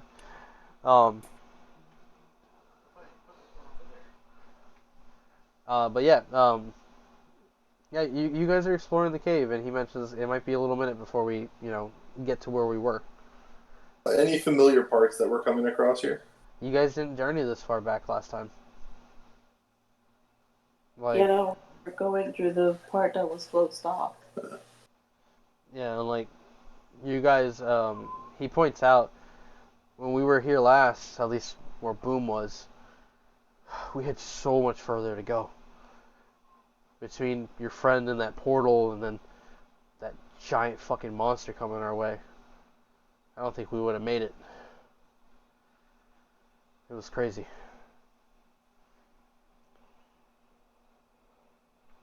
Let's hope we don't have to worry about too much. Sure, our explosives and the that weapon there will be able to help us out a bit. Should. Maybe you can use that freezing technique a few more times. Still got a couple more of those, right? He kind of like looks at his hand a bit. Maybe. Still getting used to it.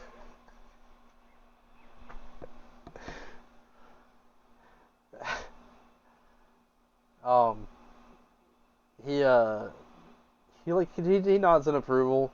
Ona looks over at Yulife, and she's just like, "Hey, are you okay?" Yeah, I'm fine. You're just so quiet. Does anything hurt still? A little. Mostly just. How bad? Just thinking about what's going on. What's your health at? I don't know, like, she's good, like, she's just, Oh. Yeah, like, that's what she's she's asking. basically, oh, Like, how's your health? Are you good? Anything hurting? yeah, no, sorry. She passes you one of her 2 bottles of Supreme Potion, and she says, "Here, in case you need it." She says thank you. We're in this together, right? Yeah. So, Hector, kind of keeping up with the small talk. He's just like, "So, how did you guys, like, all meet?"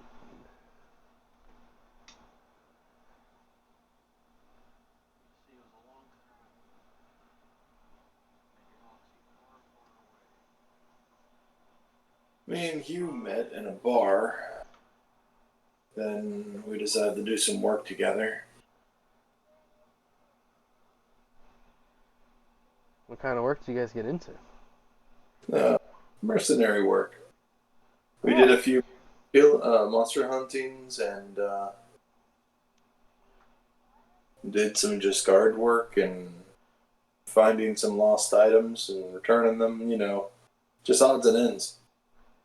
What's the biggest monster you've ever killed? Huh.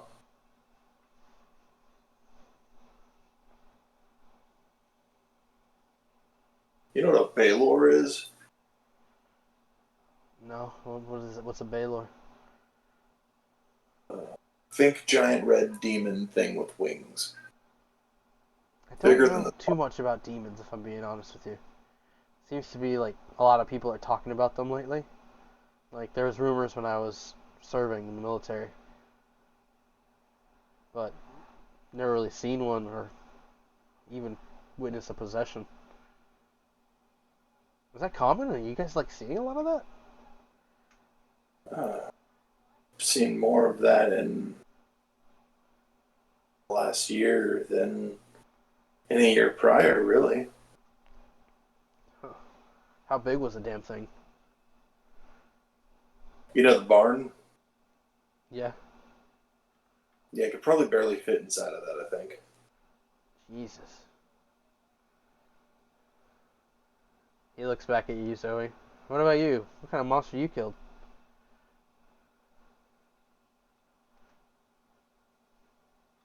She like she crosses her arms as well as they're walking, and then like slightly taps her finger against her cheek a bit, thinking.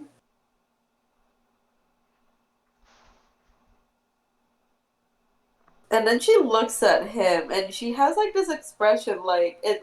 She had it on the tip of her tongue, but it slipped away from her mind. I can't remember, Oh, that's okay. but I do remember meeting Fenrir though. in the old world before. He was the reason I wanted to start adventuring. So now you guys just do it professionally? Sounds like a pretty busy life on the road. I mean, you get to pick up what you find at some point. And sometimes it could be wealthy, sometimes it just ends up being trash. Other times it'll be really cool things. Well, if you enjoy what you're doing, sounds like you have a well-made life for yourselves. You've done good, right? Helped a lot of people. I hope. I thought I was doing the same thing when I served. A lot of gray areas when you're in the military, especially when politics get involved. Yeah. Fenric just kind of like hearing the term politics. He just kind of like gets that bit of like sour look to him. What about Hugh? Hugh? Yeah, what's the biggest monster he's killed?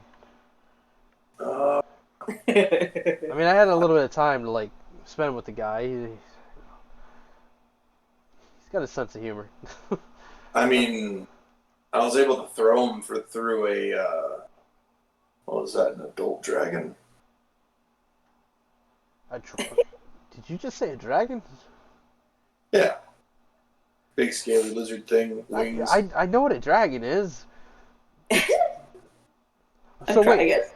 so does it count as his kill or does it count as yours because you threw him?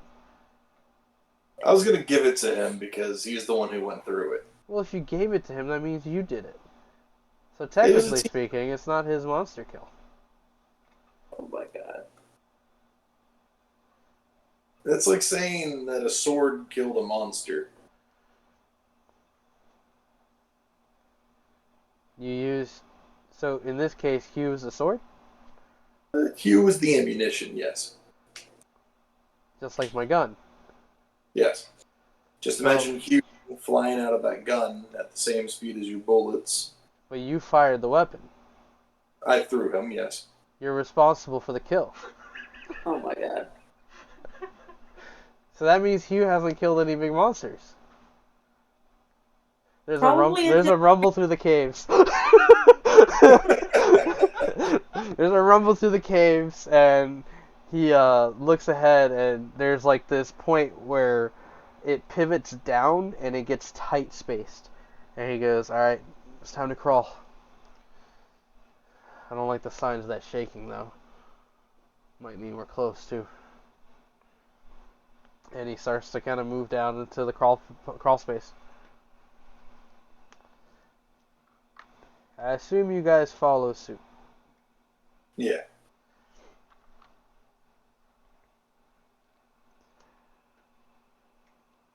So, this is a hell of a split. Edard with the teenagers in the pod. Yeah. They're mostly quiet, save for Jesse every once in a while, just kind of looking over the side going, "This is so awesome! This is so awesome!"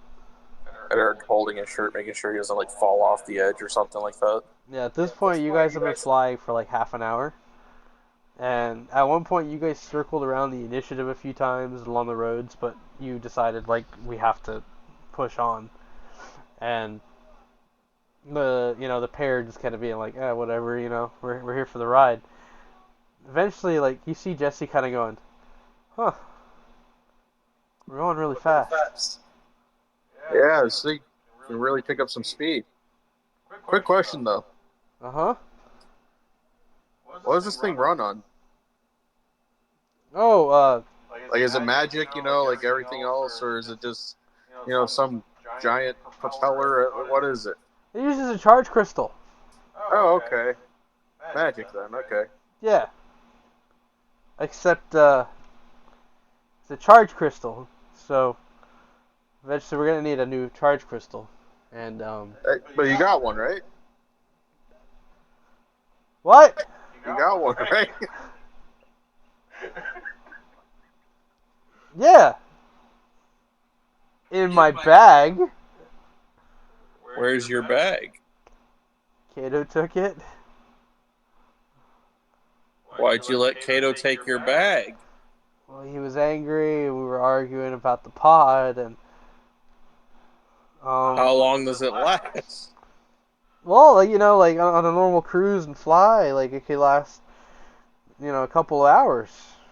I'd say like 4 or 5 hours at a time. Okay, so we should be fine then. Yeah, it should be. He like takes out a notepad and he just starts writing down on it. Okay. So Don't worry, I got a plan in case we're about to crash. yeah, at this point, like you got at the speed you guys are going, you're fast approaching the edge of the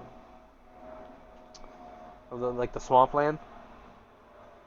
Okay. And you know that the closest points are going to be the town of Desperata and a couple other like small locations that you guys have been to. But you have a general direction that Sweetwater is heading straight east from here. Yeah, I imagine East like or I would know the southeast. general direction, just never been there. Yeah. So, with you guys flying forward, Jesse kind of like concerned about a few things. Sandy leans forward and she goes, "I've always wanted to ask this. Are we there yet?" Or just kind of like frowns for a moment. No, I don't think so. I hope you're ready. I'm going to ask you that a million more times. Better fucking not. Jesse's just like, "Oh, we gotta stop a couple of landmarks. Look at that. We're not making any stops. Look at that. No. We're not We're not making any stops, okay? Jesse, I'm sorry. Oh, we gotta at least see the orcs. They might have some charge crystals." How far are the orcs? from here? What are you doing?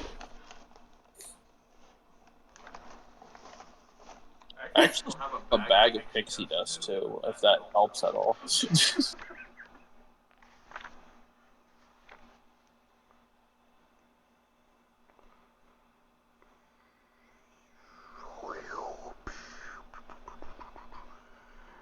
It's further than Desperata and heading northeast. Still kind of in the same direction. Kinda, yeah.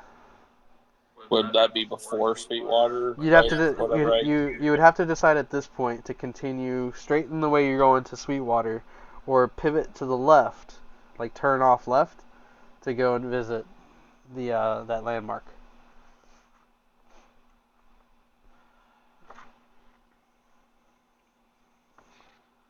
All right, we'll see how far we can go, and if needed, we'll go see the orcs. Okay, Jesse?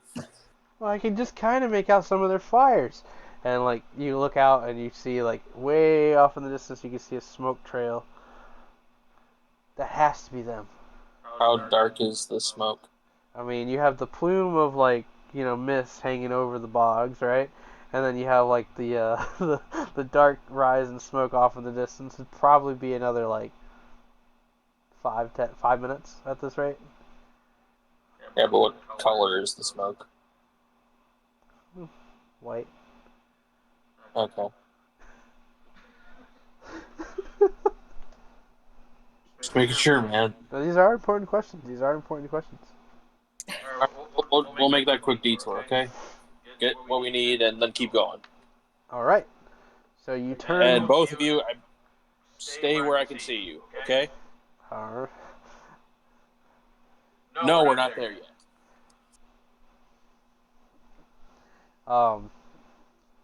Barreling straight in that direction, you eventually arrive over the scenery where you recognize Annabelle's old home used to be.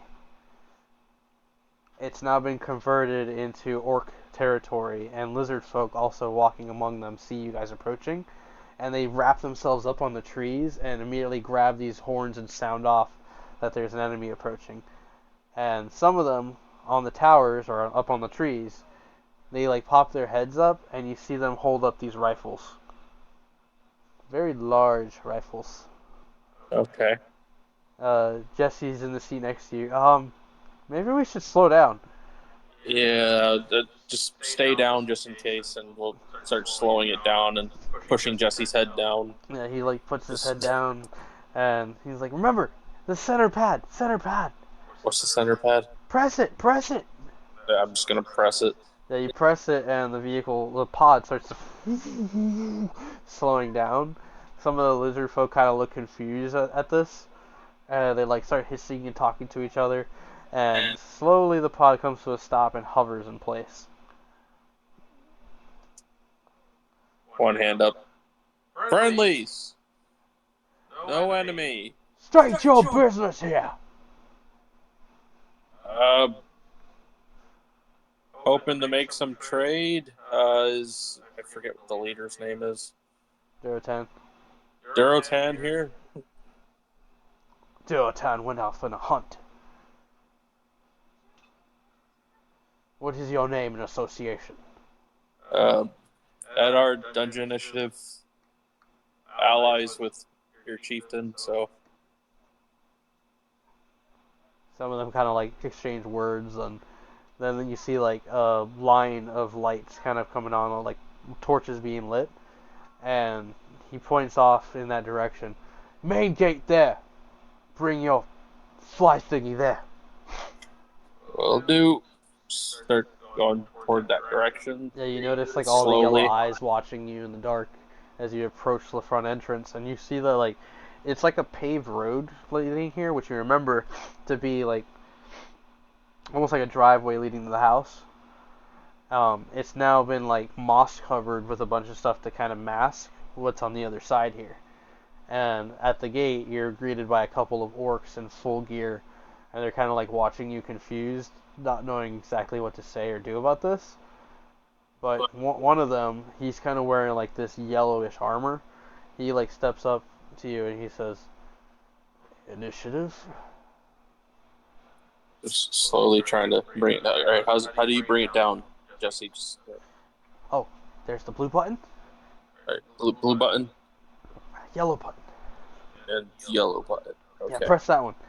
That'll Wait, start you. which one? Edard already pushed the blue button. And it starts to go up. Okay, we're going back up. Press the yellow one. Yellow. Hey, come down here. We're trying. Okay, yellow.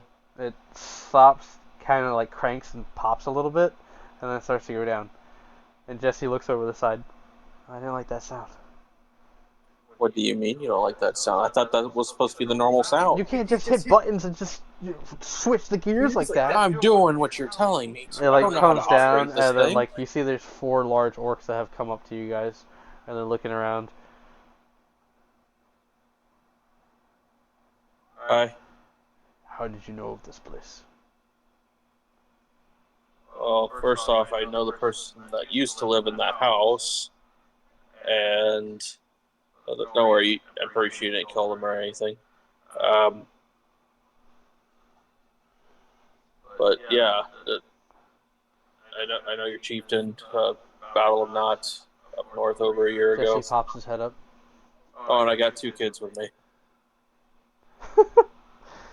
Jesse's just like, this is so awesome, and he starts to step out of the pod. Some of the orcs are just kind of like keeping wary of him, and he's just like, man, I've only seen you guys a couple of times in my life, and I'd only heard rumors about this little operation here. Dorotan's a freaking legend. Hi, I'm Jesse. Like the orcs are just kind of like greeting him. But the main like leader here, he's just kind of looking you over. What do you need? Well, from what Jesse says here, we might be able to trade off for some crystals. He knows more about it. Charge crystals. Big ones, preferably. The orc kind of like scratches his head, and he says, I have a couple. You say you're with the initiative, correct? Yeah.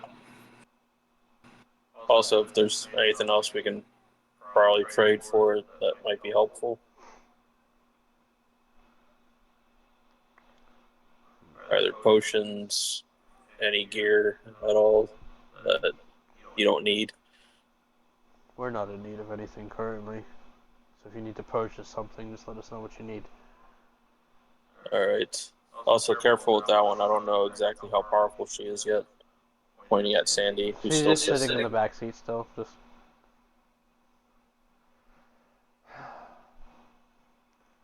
But they lead you guys in, and when you are brought under the main route, all the coverings open up. You see there's not just orcs, but there's also lizard folk and humans mixed up here, and you see that this entire place has been converted into an encampment, and it's completely armed up. There's orcs in different directions wearing different tribal colors and styles of ranking. There's lizard folk also kind of wearing the same akin colors. You recognize that there are some Stormbane soldiers here and their own gear, and they seem to kind of be receiving some sort of instructional training, and they're all kind of doing push-ups. Okay, so this is essentially like a boot camp here, right? Kind of. Okay. Hey, Jesse, you can take care of the crystals, right? I'm gonna try to see what we can trade to help us out. Jesse's led off with one of the other guys, one of the other orcs, and the main chief. He follows with you, leading you off to this kind of this stone structure where they look like they knocked over an old barn and just replaced it. And inside you see that it's designed to be like a bunker. And he looks at you, he says, "What is that contraption that you fly upon?" The kid over there, he calls it the pod. We started receiving new weaponry here and training with it. Even the lizardkin took quickly once we fashioned a rifle that could fit their hands. The world is changing, becoming more and more dangerous, reminding me of what it's like to be home. And when you guys are within the bunker, he's past this large box and he cracks it open, and you see that there's multicolored gems, but there's these large ones specifically that he pulls out and sets on the table. You carry the Stormbane name? Yeah. At our Stormbane. There's a lot of respect amongst my people towards you and your family. What your father did for us. More so the initiative and everything they've helped us achieve. Soon this land and parts of the north will be ours. We can settle in the mountains once everything's fixed, as it was always meant to be. He takes the crystal and passes it to you. What crystal is this? It's just a large, yellow crystal. Not the charging crystal, right? Yeah, it's a charged crystal. Oh, I thought Jesse was going to take care of that. Oh, wait, I mixed up. You're good. Okay. This is a crystal of immortality. Yeah, no, there you go. It's the charged crystal. I was kidding. Just Yeah, yell that okay. off somewhere else. Don't worry about him. Here's a special charged crystal. Sometimes you're in the moment and you just forget little details, you know. Oh, that's okay. But yeah, he sets it down and passes it to you. Okay. This charged crystal charges your soul. It's almost like a football. I eat it. Okay. He ate it. It's over, guys. Campaign done. Just gonna put this into another bag. I was about to put it in bag of holding, but don't know how that will interact with Blade of Arzon, so let's just put that somewhere else. Do it. No balls. Okay. I'm not LaFay. Yeah, so spending some time here. Kidding, LaFay. Don't hit me. He's just what else do you need, friend? Any healing potions? Any kind of gear you guys aren't using right now? Let's see what we have. And And possibly ammo that can work for this thing, pull out the cane rifle. Make a list of stuff and then just send it to me, and we'll get that Okay. organized. I want one of everything. Everything. From here, we're gonna cut back to Hugh. Hugh, you're watching the soldiers kind of moving in and about. A few times you did see a horse pass through, and there was like a hooded rider kind of like looking over everything, and then disappearing back off into the city, or into the town. With the early morning rays starting to come in, there's like that slight glow in the sky, and the town is starting to kind of light up. If you're trying to make a move, it's going to require a couple of things here. So, depending on how you decide to do this. Where do you want to do this? So the battalions are still moving, correct?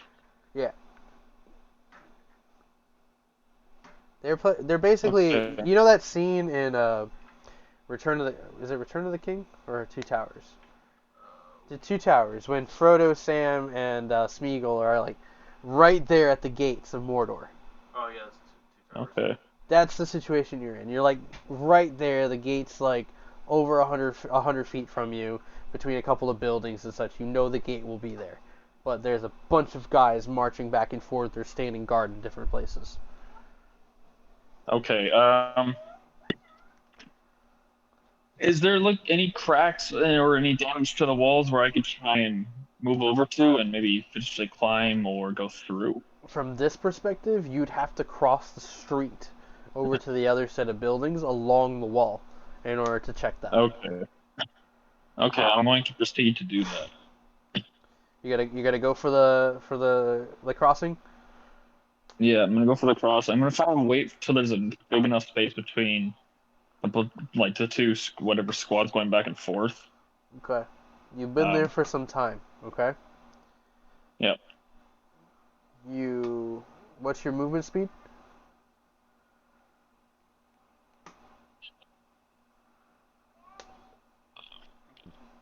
All right. Well, whenever there's space between, I'm gonna make my move forward towards across the street. You're still within your invisibility. Yep. You're crossing over. You're about halfway through the street. You hear a familiar voice near the gate shout, "Anybody come through here yet? Don't let anybody in or out. Boss's orders." And you reach the other side of the street and you cross into the alley, and that's when your invisibility starts to dim away. Okay, then I'm gonna quickly drink another potion of invisibility.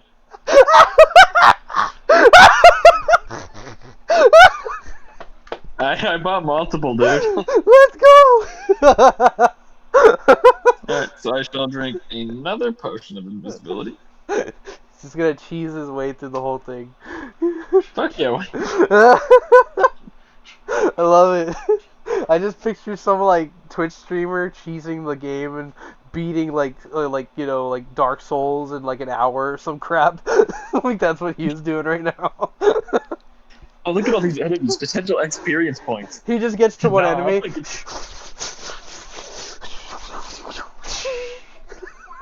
Just beating the shit out of two people and just dipping. No. You're just drinking potions that stack your abilities, and then you just one-shot the villain. Barrel roll away from everything. I need a buff. It's a charisma buff. What are you supposed to do with that? I don't know. You figure it out. So yeah, now in the alley, back invisible. You're good for like another hour. Again, we're gonna guesstimate this time range that we're working with. But yeah, you are safe to move up down this alley. You reach this like 5-foot, space between the back of the building and the wall, right? Yeah. So looking across it, you don't see any cracks or anything openings necessarily. The wall itself, 25 foot tall. Okay. You can see off to your left, like there's the main, like the gate, the northern gate, and there's like 6 guys that you can see lined up along the wall there. And they are slowly closing the gate right now. as their commander said, no one's allowed in or out currently. Okay. Then I'm going to either try and scale the wall or use my athletics to jump the wall. Try and 2-foot jump this bitch. Um, Or even if I have to jump as high up on the wall as I can to grab on. let me see. I get a +10 for athletics. Trying to determine like how difficult that would be. Like, I mean, keep in mind, I'm 3'11". that's what I'm saying. I'm Is like jumping like you're not I'm not fucking too Yoda. short. You're not gonna. But hey, man, I got I can the see you. I can cast of see you trying guard. to scale it. I can see you trying to scale it. I don't see you Okay. jumping. Like, no. Okay, then I'm gonna jump as high as I can to grab the wall and then scale it from there. Okay. Make. Go ahead and jump. How high can you jump? Can you imagine? So that's an athletics then. Yeah, I guess so. Can you imagine Hugh and 12. Can I scaled it half. Sure, you made it about halfway. Yay! Yay! 12. I get 12 feet up.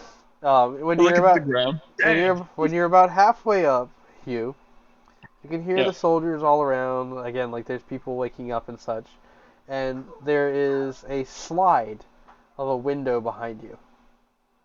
Okay. And when you kind of like peek over and during your mid climb, you notice that there's a young kid just kind of like leaning out the window. Ah, and he looks right at you. I'm invisible, so he can't see me. Oh, all you heard was yeah, Yeah, I'm invisible. like He he's couldn't just like see me. he can hear the fucking like. You don't, what the hell is even there? Yeah, he's just like.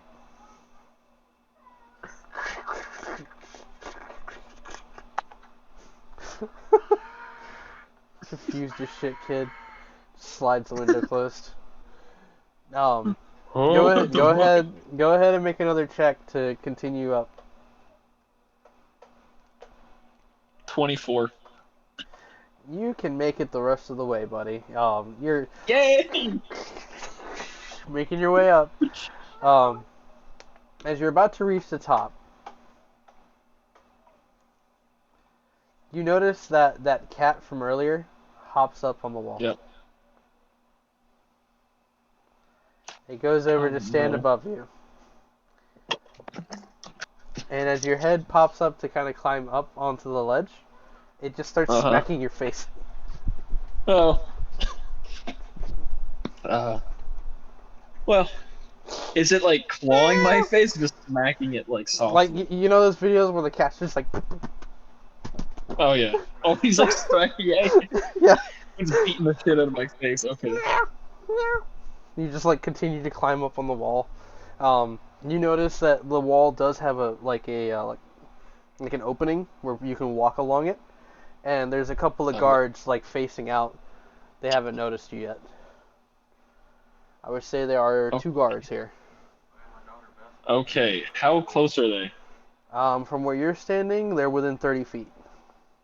Okay. And then off to the right, there's like an archway that leads to the other side. Okay, you know what? I'm going to try and grab both of these guys simultaneously and jump off the other side of the wall, using them to break my fall.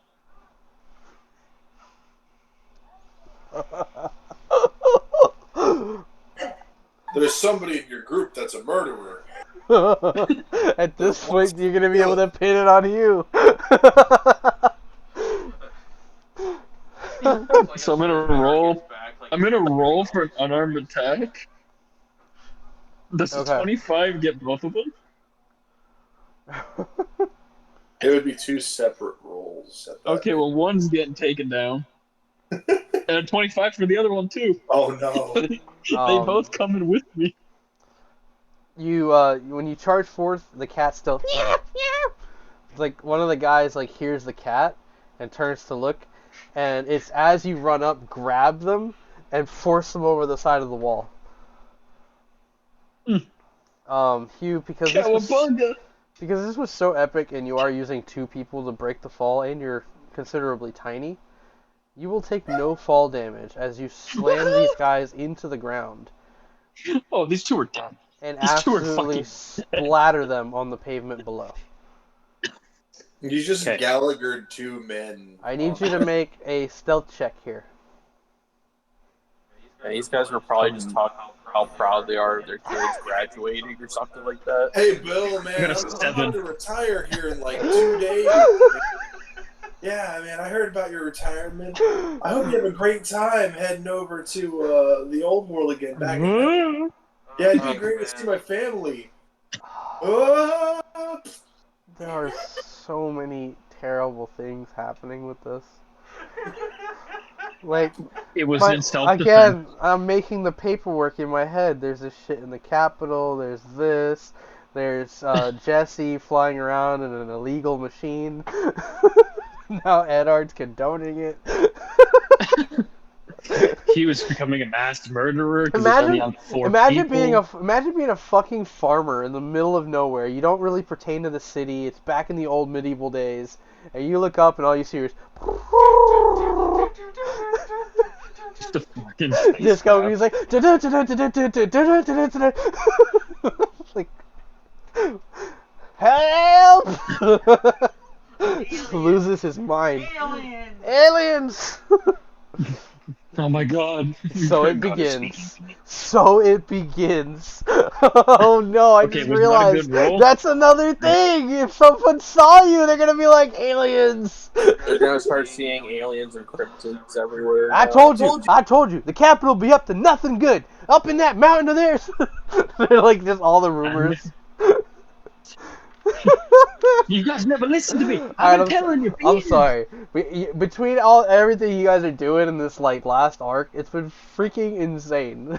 Like, I'm tired. All right. So yeah. What was your stealth check there? It was a 7. It wasn't great. Okay. With a 7, there's a couple of guards on the other side of the wall. They're turning down a couple that has a turnip cart. And they're turning away when they hear the slam. And they both look over and they grab their weapons and run over. What do you do? I'm going to proceed to shuffle my way away from the dead bodies, away from the wall. So I'm going to continuously going north. Yeah, scurrying off, you do kind of make a bit of noise, but they're also on approach. And with that, they don't seem to notice you as you make your getaway. You hear them immediately react like, "Oh my god! They killed Kenny and Tom! Fuck! Kids! Retire too. Somebody help!" And like they're just like full alert at the wall. You're making your way, downtown, in the direction you believe to be towards the farm. You see the couple in the turnip cart, like riding by. And, like, you see them kind of talking to each other. You realize they're, like, very old-looking couple as well. Murder. Pillage. Murder. Fatality. What happened to him? Well. Just to clarify, they're not soldiers. It's an old couple, maybe like a pair of farmers. How fast are they going? Not incredibly fast. They're going at a pace where you're tracking them from where you're at. I start by body slamming the grandma. I must suplex the grandfather. No. So, are they? Am I able? Are they going north so they're leaving town? Or they're heading north, leaving town. Yeah, because they got turned away at the gate. Okay, well, I'm gonna try and hop onto the back of their carriage without them knowing, and then try and recall of which way the farm was. So you're gonna try to hop on? Yeah. Make a stealth check. A 10.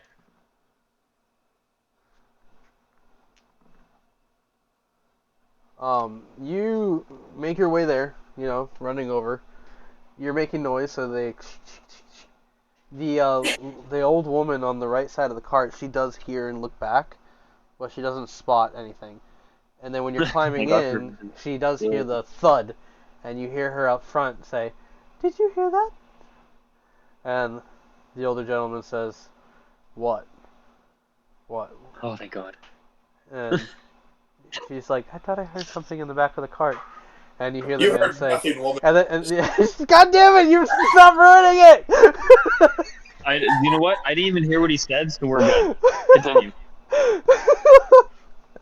You hear? I hate you. I didn't hear it. This is bullshit. What do you say? What did you say? I didn't hear it.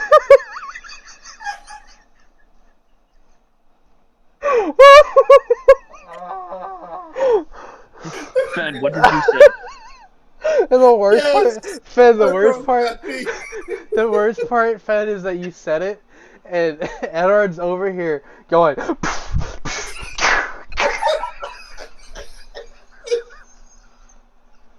Oh God.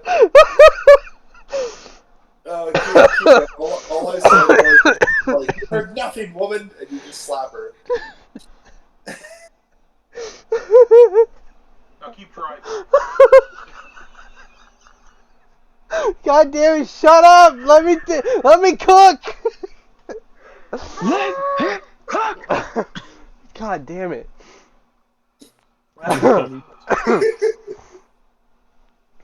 So, the older woman says, "I thought I heard something," and the old man says, "You always think you hear something, you dumb bitch. Oh, It's your fault that we shit. didn't make it through the gate on time. You should have been up way earlier." And then you hear the take the reins. I'm gonna take a nap. Whole other hour before we get home. I changed the story. Yes. No, that was it. He was gonna. So like in my head, like the picture of them was like Little House on the Prairie, you know. And then when he gets on, it's this. Apparently, Hugh just strangles the old man while he's asleep. But that's the joke, is that like you guys are sitting there going, "These are innocent people. They're so," and then all of a sudden he's just like, the temptation is there though. So, with that, I'm quickly going to do a history check to figure out where the fuck I am. You feel a And to tingle find go this along place. your back, by the way. Oh, great.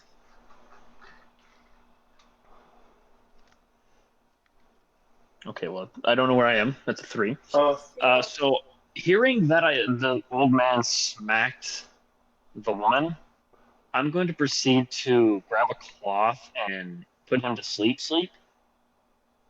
So in the night, not Okay. kill him, but make sure he's unconscious. Okay. Last thing this old man sees is Hugh's face. So, Just pop around the corner. Hugh, I hear you hit women. since you ignored what I just said as well, as you're getting ready to do this, you're gonna go and snuff them, right? No, I heard you say you feel a little tingle with your. Okay, I heard that. but you didn't do anything. You went on to the old man, right? I thought the tingle was You felt the like tingle. a feeling. It wasn't like No, something no, that was no, no. actually my back. No. It was it's boxy on your back. Okay. I heard it. I thought you were saying like something in my head. Like I feel like a tingle down my back. Yeah, but Something's what right. do you do with that piece of information now? I'm going to proceed to. So Boxy's underneath my armor and my clothes, right? So he's against my bare naked What skin. you felt is that he's like going along your back and along your sides, like along your ribs. So he's sideways. Okay. But like when the guy was interacting with his wife up front, you felt like this like kind of tingle and rumble like at the center of your back, and it was definitely Okay. So I'm coming going to proceed to take. I'm going to proceed to take a few turnips and try and stuff them into my armor and around my back to feed him. Because I feel like he's just hungry.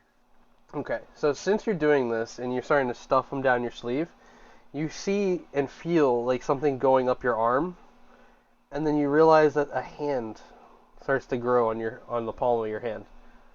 A hand. And then you see these little upside down eyeballs appear right here. And a tongue rolls out going. What was that? You also realize that the Boxy, the mimic, is taking an akin color to your armor. Oh. Even though he's still flesh-like, he almost looks like he's made of metal now. Okay, so he's mimicking me. Except for the hand thing. Like now it just looks like a piece of armor going up to your wrist, and then it turns into a fleshy hand, like mouth on your hand. Okay. I was That's gonna. creepy. You have to make I love me it. that mimic armor. He was once a hat. Now he is consuming me. I am the food. Well, he hasn't gotten there yet, but he is getting hungry. Yep. I'm gonna let him. If he's got a little mouth to start eating these things, will I start to put the old man to Wait, sleep so for? you're trying to feed him the onions or the turnips? Yeah, I'm gonna feed him the turnips. He ain't liking it, man. He's like. Yeah, it's like like remember like those old like Nickelodeon skits where they would do like the mouth like thing, It's like that. Ugh. Sit down on a palm. Okay, so then. Okay. I'm going to proceed to let Bhakti eat these two people. Poor old lady. I mean, she lived a long life, right?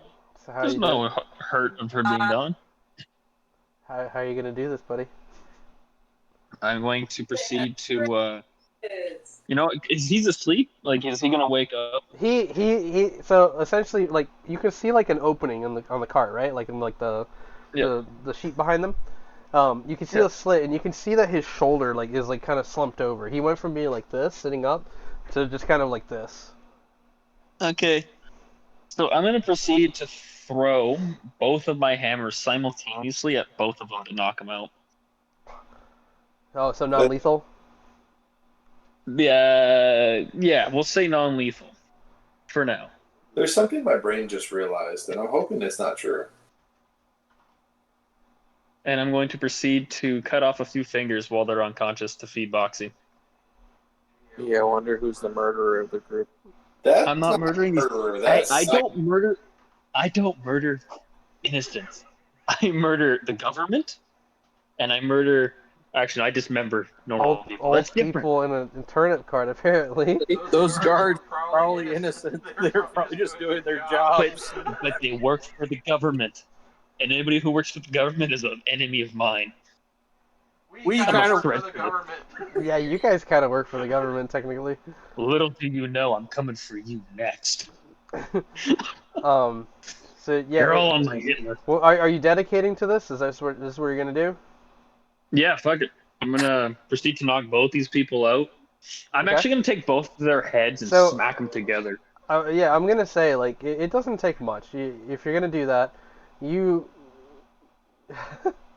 gonna grab the old lady with your right hand, which has the mimic on it right now, right? Yep. And then you're gonna grab the old man's head with the left hand, right? Yep. And you slam them together.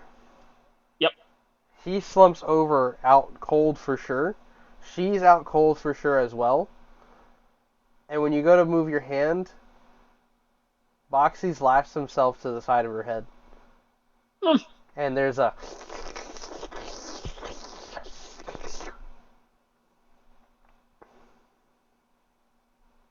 Do you like that, little buddy? Do you like it? Does it taste good? Hey, if you let go now, we'll feed you later. I'll feed you a big meal. Make a persuasion check, because he is starved. I'm going to make an intimidation instead. I'm telling him, you let go, and I'll get you something better. Alright, go for it. I ain't persuading him. I'm intimidating him. Does a 24 work? Yes, it does. He latches back, and the hand just kind of like extends off of your skin, and like it's just like it's like all Okay, I bloody. feel bad for him. It's all bloody too. It's like, and then you see like the side of her head, like this the gnaw marks from the teeth. Okay, so now I'm gonna proceed to push both of them off the cart as the cart's still moving. Go ahead and roll. You're gonna do two of these. Roll a percentile Yeah. die. It's 100. First one is a 60, and the Okay. second one is a 34. Oh my god, dude. What, are those bad? Okay, so the first one's for the old man. You push him off. He lands on the ground and rolls a little bit. You push the old lady off the turnip cart. She hits the ground and you hear a snap. And I then look over the cart, wondering what it was.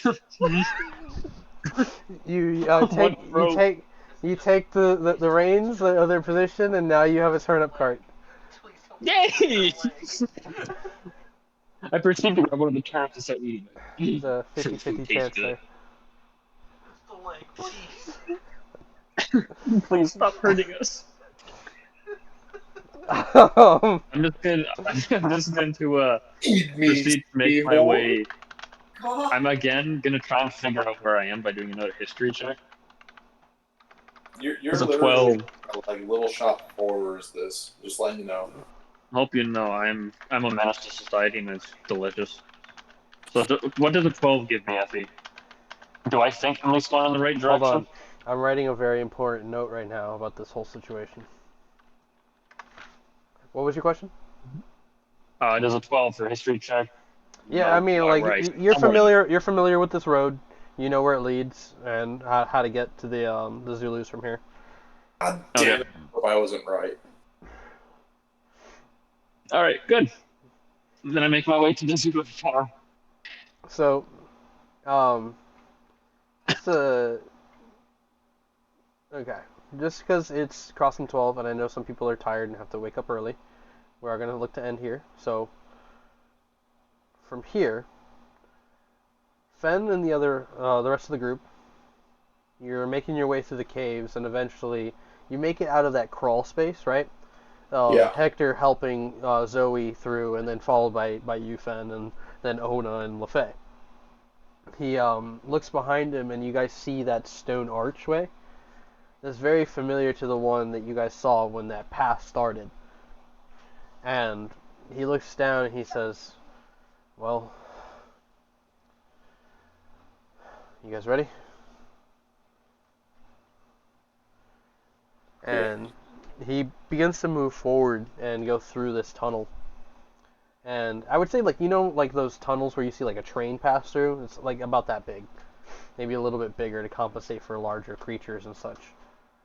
But it's when you guys reach like the halfway point of this.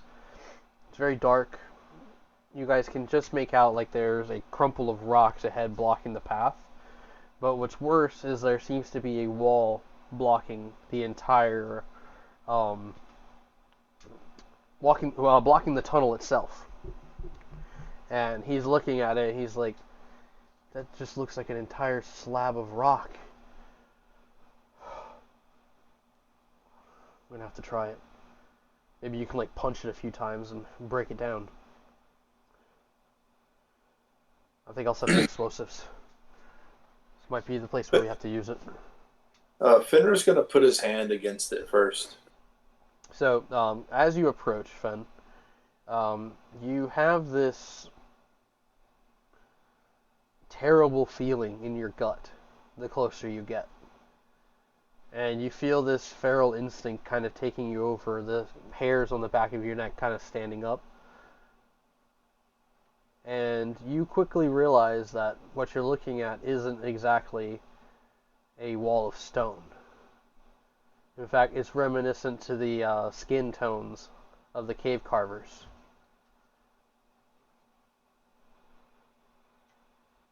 Much, much larger.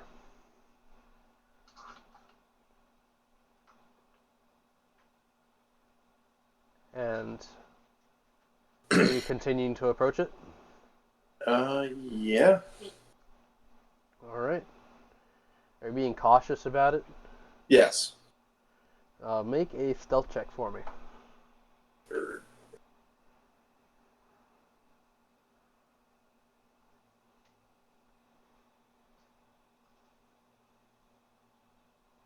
15. So, as you're approaching, you're about 20 feet away from it. You see that a slit opens up, and then an eye opens to look right at you.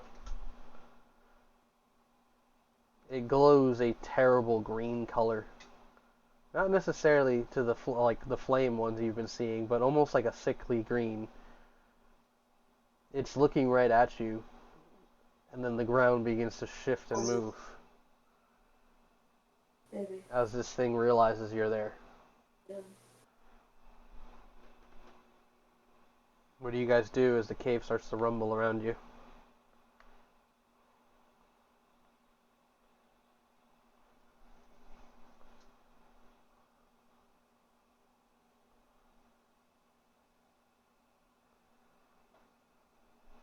Alright, so the creature, shifting and moving, begins to press forward, and you guys realize that the ground is becoming unstable under your feet as this thing moves through the earth and seems to kind of burrow deeper in. Are you guys just watching as it passes?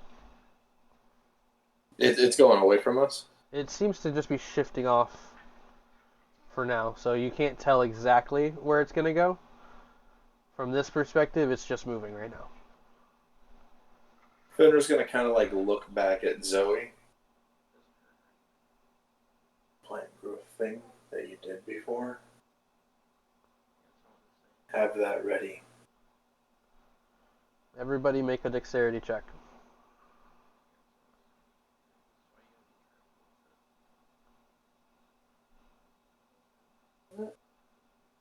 The plant growth, I think it was. No, I don't think I will. Oh, dexterity. Saving throw, right? Check. Is it a check or a saving throw? Dexterity save. Okay. Okay, that's. This theory check confuses. I got 19. 12.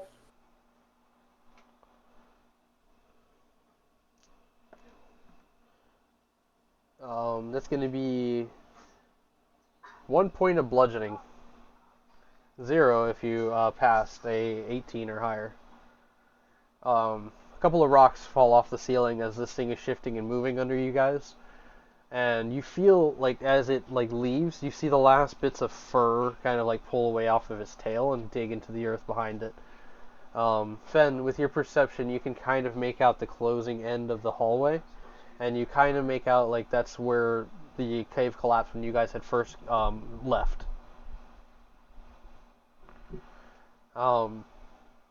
Eddard, you're flying in the air with the with the pod. Okay. The rest of the group, the other two kids kind of haven't packed in. You guys had said your farewells to the group and just went on your way. Make sure you send me that list. Yeah. But you're approaching like this large landscape that kind of leads into this hillscape, and you notice that the ground begins to shake and move in that area. And you just make out the town of Sweetwater, kind of glistening with all the lights. The sun kind of starting to come up, glowing over the horizon.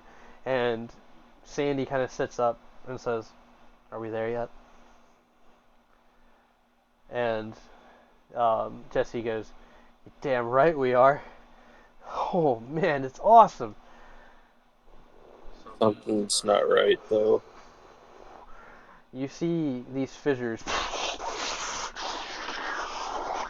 breaking across the earth, and sand bursts out of the ground, and little by little plates begin to kind of shift and move out of the earth, and something massive begins to kind of push its way out of the ground.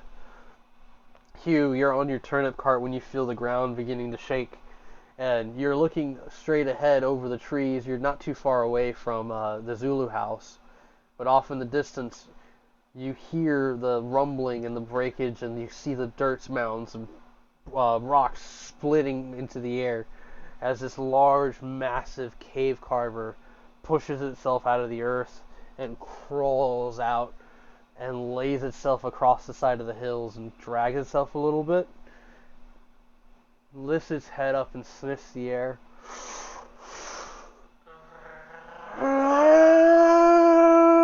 And it echoes across the land, and the town of Sweetwater trembles. And See we that, leave. Boxy? That's your next meal. And that's where we end tonight's session. I love that that's the last line right there. See that? That's dinner.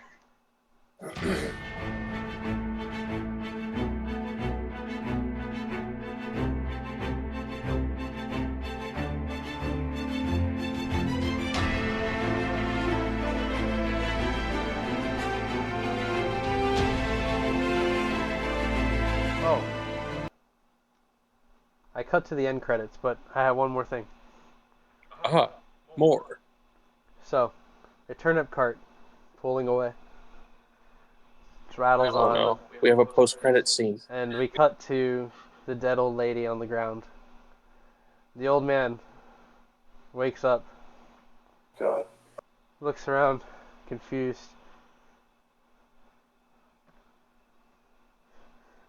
No! No!